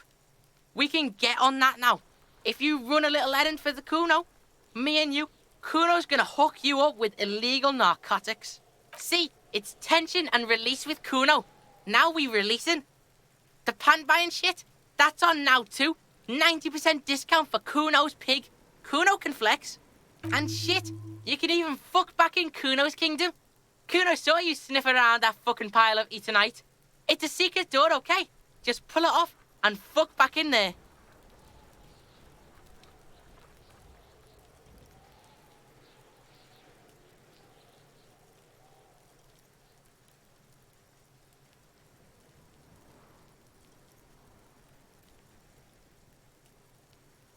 Here, pig. We've fallen now. Performance buddies. Kuno can already see you soaring through the air like a fucking eagle. Pig's in Kuno's debt now. Money debt? Money debt doesn't mean anything. He's just saying words. You're not in his debt. Kuno gets it from his dad. Kuno and his dad are major suppliers. That's where Kuno gets his lightning on.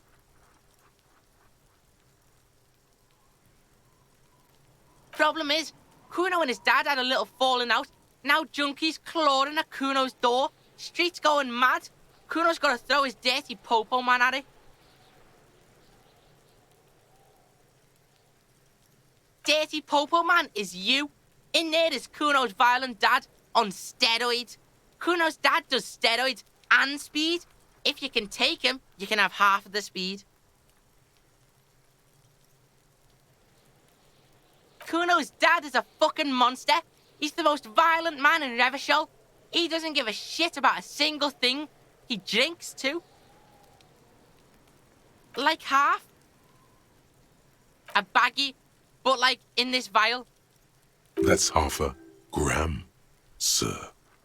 Yeah, half a G. Want it or not? Fuck you talking about half a G? This shit is giant, grade A shit. So clean you can barely see it. You can barely see it because there's barely any. Okay, Kuno's listening.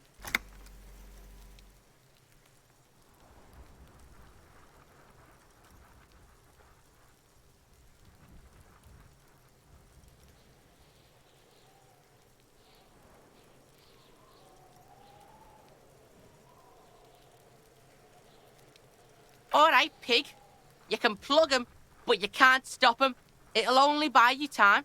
Kuno's violent dad's got Kuno's key, so you need to fuck your way in there. Go to the pier side, bang on the door till the cleaning gimp lets you in. That's how Kuno does it. Then you go to room 12 and kick down the door, police violence style. That's what Kuno does. And then it's action time. You're locked in the room with violent fuckhead. That's it. Next time Kuno sees you, you better have his shit. Kuno doesn't fucking care.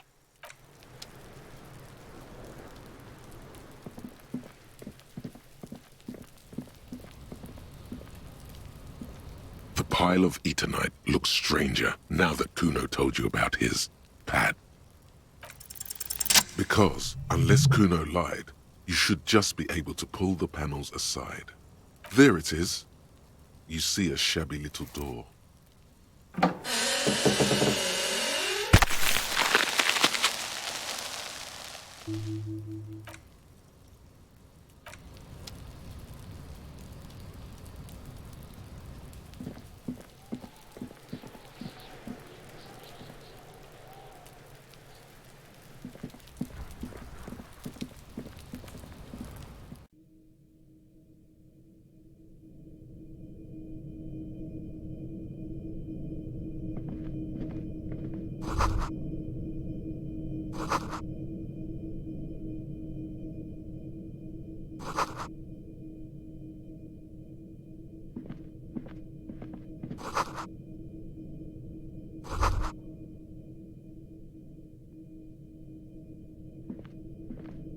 Amphetamine. Sweet amphetamine. Maybe this Kuno kid knows where to find more. Responsible drug use. Just a faint bitter taste on the tip of your tongue. There wasn't enough to get a grown man anywhere.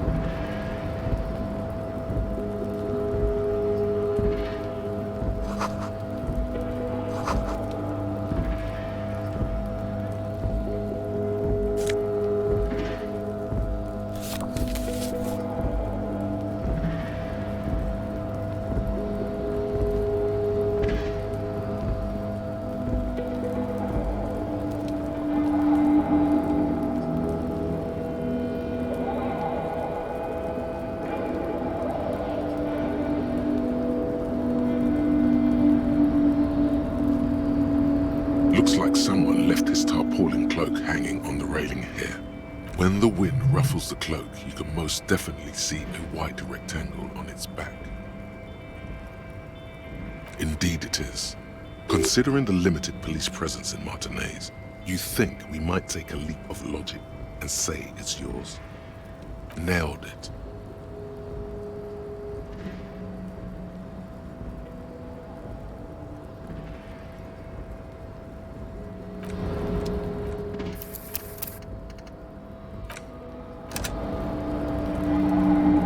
The tarpaulin cloak with possible RCM markings is still caught on the railing. As you leap in the air, a chilly breeze engulfs you, sharpening your senses. Ankles tingling from the tension, blood roaring in your ears. You are ready for your rendezvous with the concrete pavement below.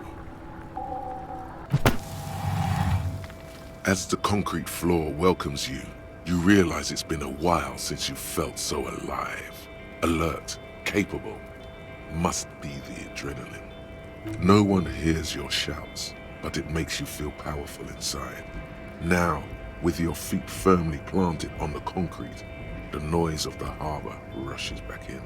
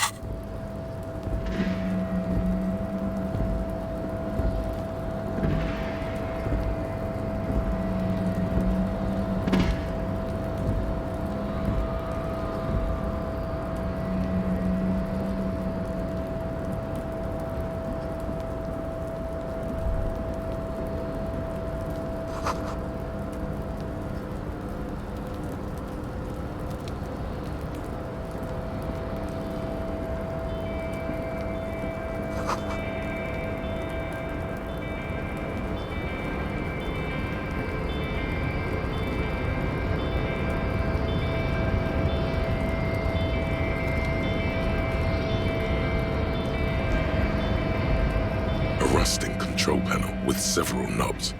2 buttons marked Marsh and Arrête are faded with use. It seems to control the large crane above. A container is attached to its hook block. Marsh. On. Arrête. Off. With a loud grind, the crane shifts overhead, moving a massive metal container through the air.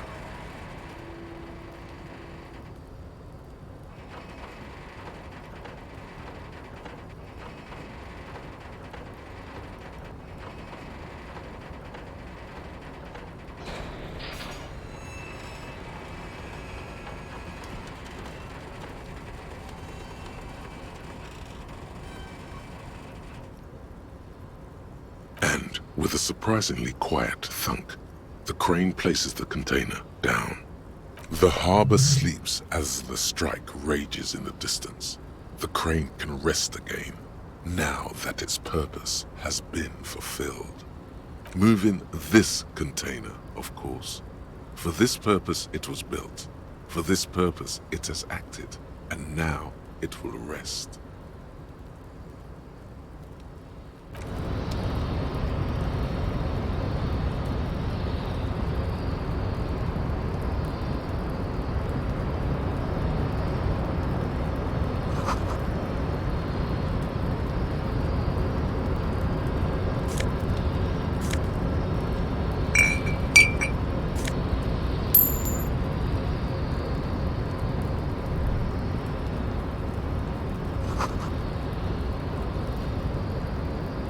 Before you stands a cargo container, just one of many in the yard.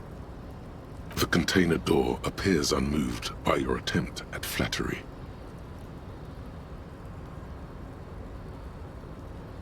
The mundaneness of the situation does not seem to affect the container in the slightest. No reply. The knock produces a hollow ring of metal. Doesn't sound like there's anything inside the container. You attempt to turn the handle, to no avail. The doors seem to be mechanically locked.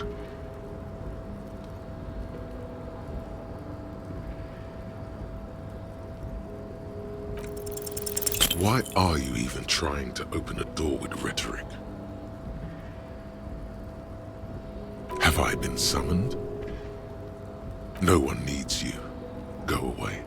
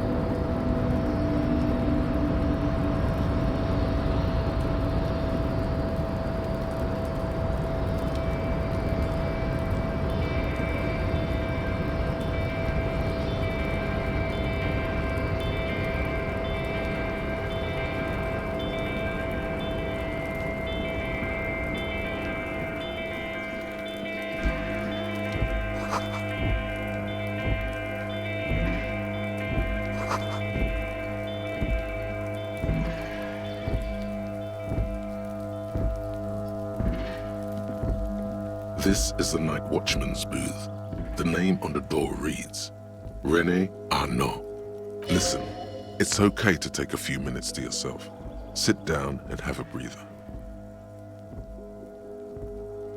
Nothing incriminating catches your eye. The cabinets are clean and their sparse contents meticulously organized. There's a framed photograph on the table.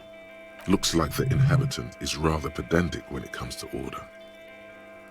It's a black and white photo of a young couple out in a street fair. The man, René, is dressed in a Royal Carabinier uniform. The girl is young and very pretty. She is smiling playfully at the camera. The chair is not as austere as the rest of the booth. A thin grey pillow is attached to the seat, secured to the stiles by black ribbons. The drawers are empty, save for old timesheets and receipts. One small box, however, does hold some cheap painkillers. They are slightly out of date. Oh boy, where to start? Elevated risk of dementia, mini strokes, prophet's disease, sudden death, hair death, erectile malfunction, critical flatulence, watery blood, black mucus, uncontrollable weeping, increased sensitivity to La Opera, inoperable joint disorder, total spinal collapse. Don't think about that. Quick, think about something else.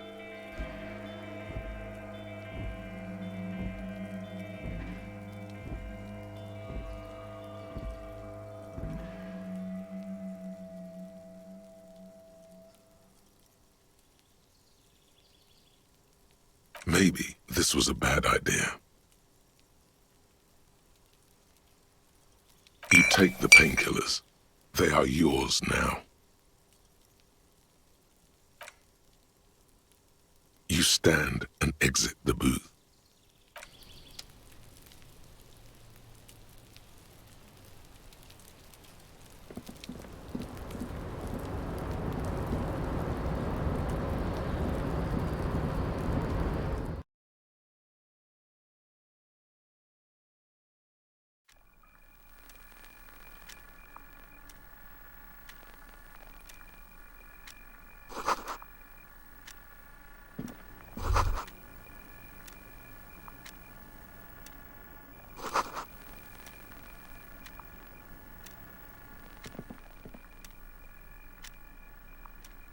An imposing combination of a punch clock and a payphone is looking down at you from the wall.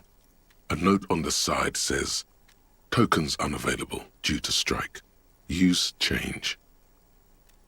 The machine swallows your coin and seems to be waiting for your next move. Your fingers run over the dial pad. 005. That's the dialing code for Revachol. 4952, and a moment of hesitation before entering the final numbers. 993. Calling. Calling. Still calling. Then. Video Revachol, 24-hour video rental. We rent 8 and 10mm film for home use. This is Lamy. How may I help you? The voice of a youngster on the other end sounds as enthusiastic as that of a man walking towards the gallows.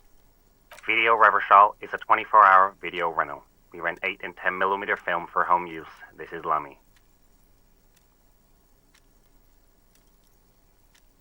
No. Sir, I don't know. It's a video rental. Maybe you rent videos here. Maybe you call to extend your rental period? Do you need to extend your rental period?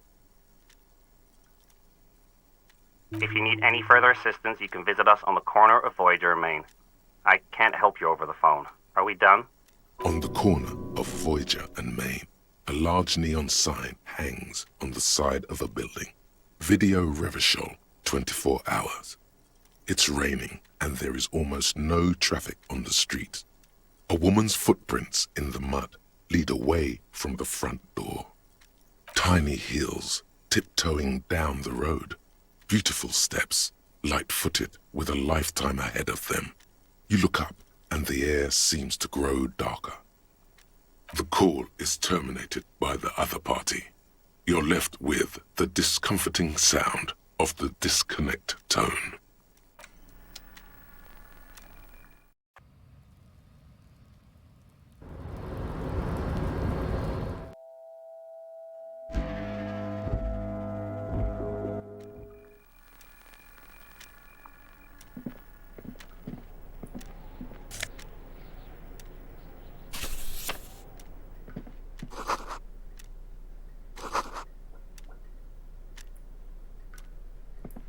On second glance, someone has forgotten to properly close one of the drawers. The drawer opens smoothly. Inside is a well-organized selection of brown folders. Hundreds of documents containing logistical data. Two kinds of transactions stand out. Materials coming into Revachol from the outside world, from Muindi, Grad, and even Ilmara. And the same materials being handed over to companies inside Revachol, Kuron, Coal City, La Delta, and Jamrock are listed among the many districts where the imports are being sold. It's hard to make sense of this thicket of company names, dates, quantities, and percentages. You try to focus, but the lines are getting blurry. Look how blurry all the lines on these papers are. How unwieldy your own willpower is to yourself. You're like an absurdist Samaran monk, focusing through not focusing. Hermeneutics was almost within your grasp, but now only vague letters float before your eyes. Less meaningful, but aesthetically more pleasing. You're a police officer, not a spiritual healer. You can focus the normal way by turning your attention to something and not letting go. Whatever's hidden here is hidden well. Concentration isn't enough. Only a trained accountant with a background in logistics would be able to really make sense of it. However, there is a little handwritten note stuck on the side of the drawer. It appears to be a to-do list written in large, uneven capital letters. Remember, Leo, Everart's shoes, special whirling borscht, water Everart's plants, sweep office floor, more banners. All items on the list have been crossed out and the note itself is crumpled. Doesn't look too incriminating, but still feels like a find. Remember, Leo, Everart's all items on the list have been crossed out and the drawer slides shut smoothly.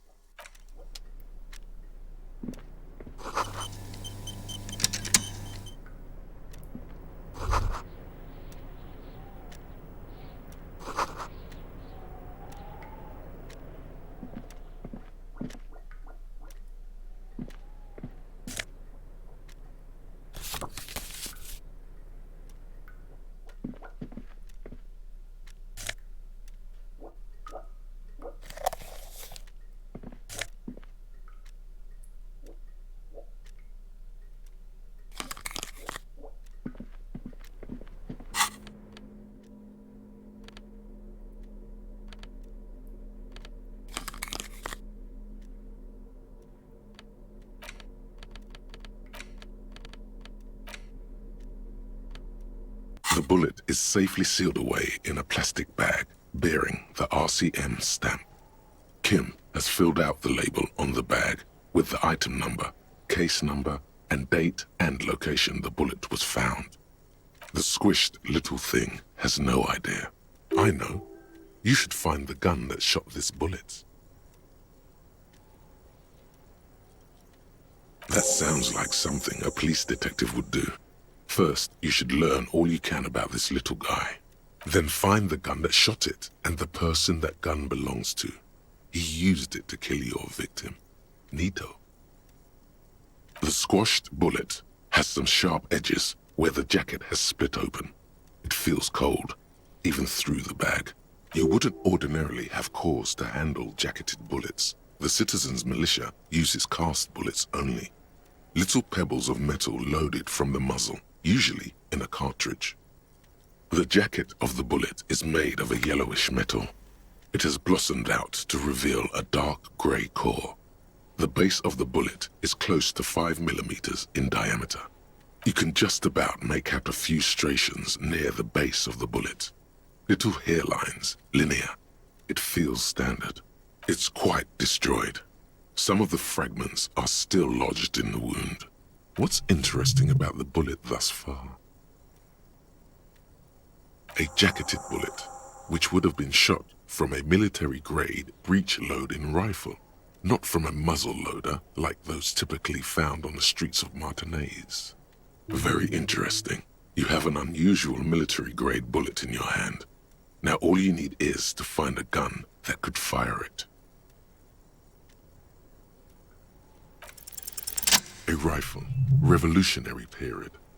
Your bullet looks to be an old 4.46 millimeter from the surplus left over from the turn of the century. Probably an antique or a retrofitted antique. The 4.46 caliber was widely used with the Belma-Grave rifle, a Revacholian manufacturer. The BM dominated the battlefields of the Insulindian theater of the anti-centennial revolution 50 years ago.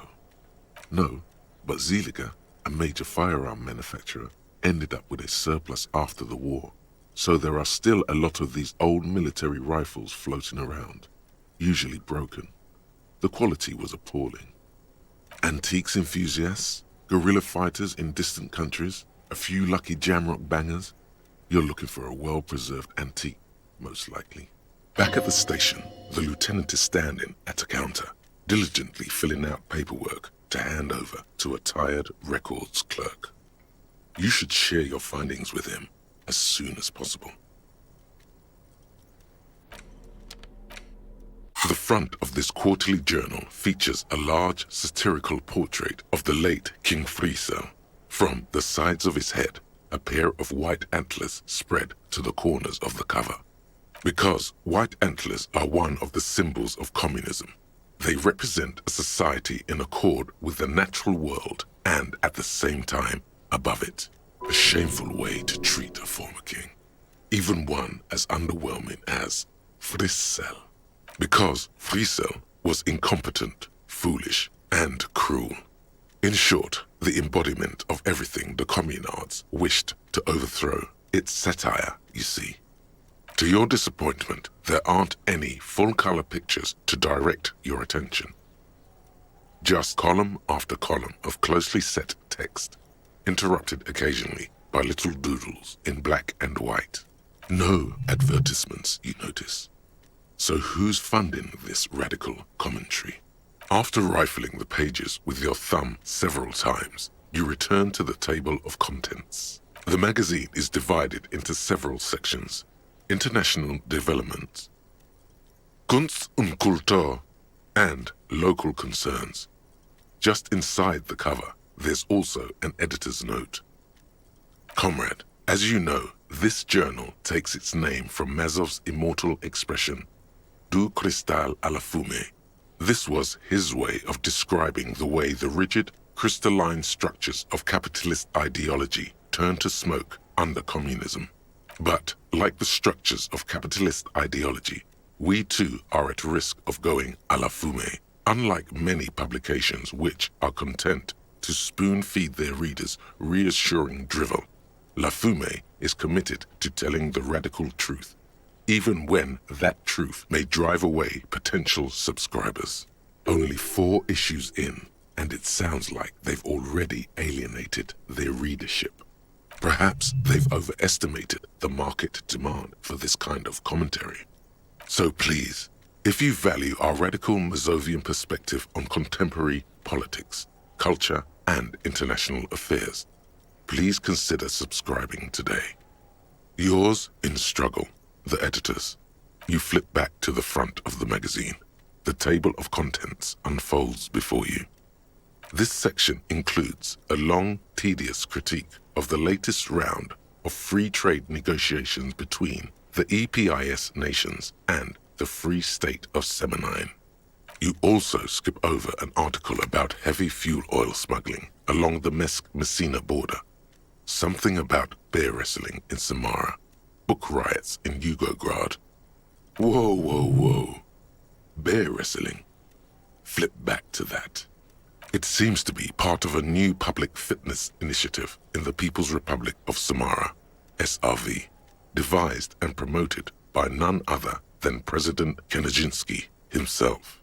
According to this extremely credulous account, Uncle Sport, as he's affectionately known to his people, has recently decreed bear wrestling the national sport of the SRV. Based on the description in this article, he appears to be an extremely competent and democratically elected president. Sapormat Sport Kenajinsky is well into his 3rd decade as president of the SRV. Outside Samara, he's known for 3 things: brutal repression of internal dissent, monumental corruption, and a near pathological obsession with physical fitness. Don't forget the moustache. Right, like all Samaran men above the age of 40, President Kenajinsky wears a truly spectacular walrus moustache. It's quite straightforward. A standard match features 1 man, or in some cases woman, against 1 bear. 2 competitors, 1 ring, 5 rounds, or until incapacitation. According to the SRV's Ministry of Information, the program has been a tremendous success. Public support stands at 87%, and youth obesity and alcoholism rates are down 12% and 7% respectively. This is the SRV we're talking about. If you think those are the real numbers, there's probably a guy who wants to sell you a bridge in La Cherte. That's very much the idea. President Kenajinsky has long maintained that a strong body is the best defense against capitalist aggression. You flip back to the front of the magazine. The table of contents unfolds before you. It takes a moment, but gradually it dawns on you that Kunst und Kultur must mean arts and culture. Why they decided to title this one section in Valda is beyond you. Obviously because it's cool to drop random phrases in foreign languages. As you leaf through this section, you come across several reviews of recent radio plays, as well as a brief artist spotlight featuring a local artist identified only as CS. The main feature, though, is a long essay titled Pt.4, a critical Mazovian perspective. The Pt.4 is an inter-Isolari racing series, mostly known for its high speeds, ludicrous sponsorship deals, and high death toll. In Revachol, it's held quadrennially on the prestigious Zero Carousel racing circuit. This so-called artist spotlight is really just a brief Q&A, made all the briefer by the subject's evident hostility to her interviewer. You think you're settling in for a relaxing recap of the most recent season, maybe sprinkled with some nice anecdotes about a few of the more colorful drivers. Instead, you find yourself skimming a 10,000-word feature about all the politically problematic aspects of Pt.4. Where to even start? For one, there's the crass commercialism of its sponsorships, And then there's the practically criminal emphasis on deadly motor crashes. So, all of it, basically. Oddly enough, this article has 2 bylines. Nasteb Encolada Bernal and Exilus Buka. There's no way those are real names. Have you ever met anyone named Exilus? Come on, they're plainly pseudonyms. More than that, they're likely anagrams. Under capitalism, the article says, every pursuit has its price. Every pleasure, even one as elemental as the joy of racing others around a track, is reduced to an advertising opportunity. Thus, the so-called tournée becomes a competition between increasingly meaningless brand signifiers. Your discount laundry detergent racing against a pack of Astra cigarettes, or even a frita. And that precisely is what's problematic about it. Were it not for the promise of random, spectacular violence, audiences would quickly lose interest. At the end of the day, it's the destruction of these 750,000 real races that you're really watching for. You see, one cannot avoid the conclusion that Tip Top Tournée is simply the apotheosis of spectacular entertainment under capitalism. You flip back to the front of the magazine. The table of contents unfolds before you. Unsurprisingly, much of this section is taken up with articles declaring unqualified support for the dock workers' strike. You skim the headlines. Paint the harbor red and white. Martinez tames the wild pines. A city in revolt. First we take Martinez, then we take La Delta. Finally, there's a brief article by the writer, G. Martin, accusing the owner of the Capeside Apartments of illegally attempting to evict certain communist tenants simply for not having paid their rent.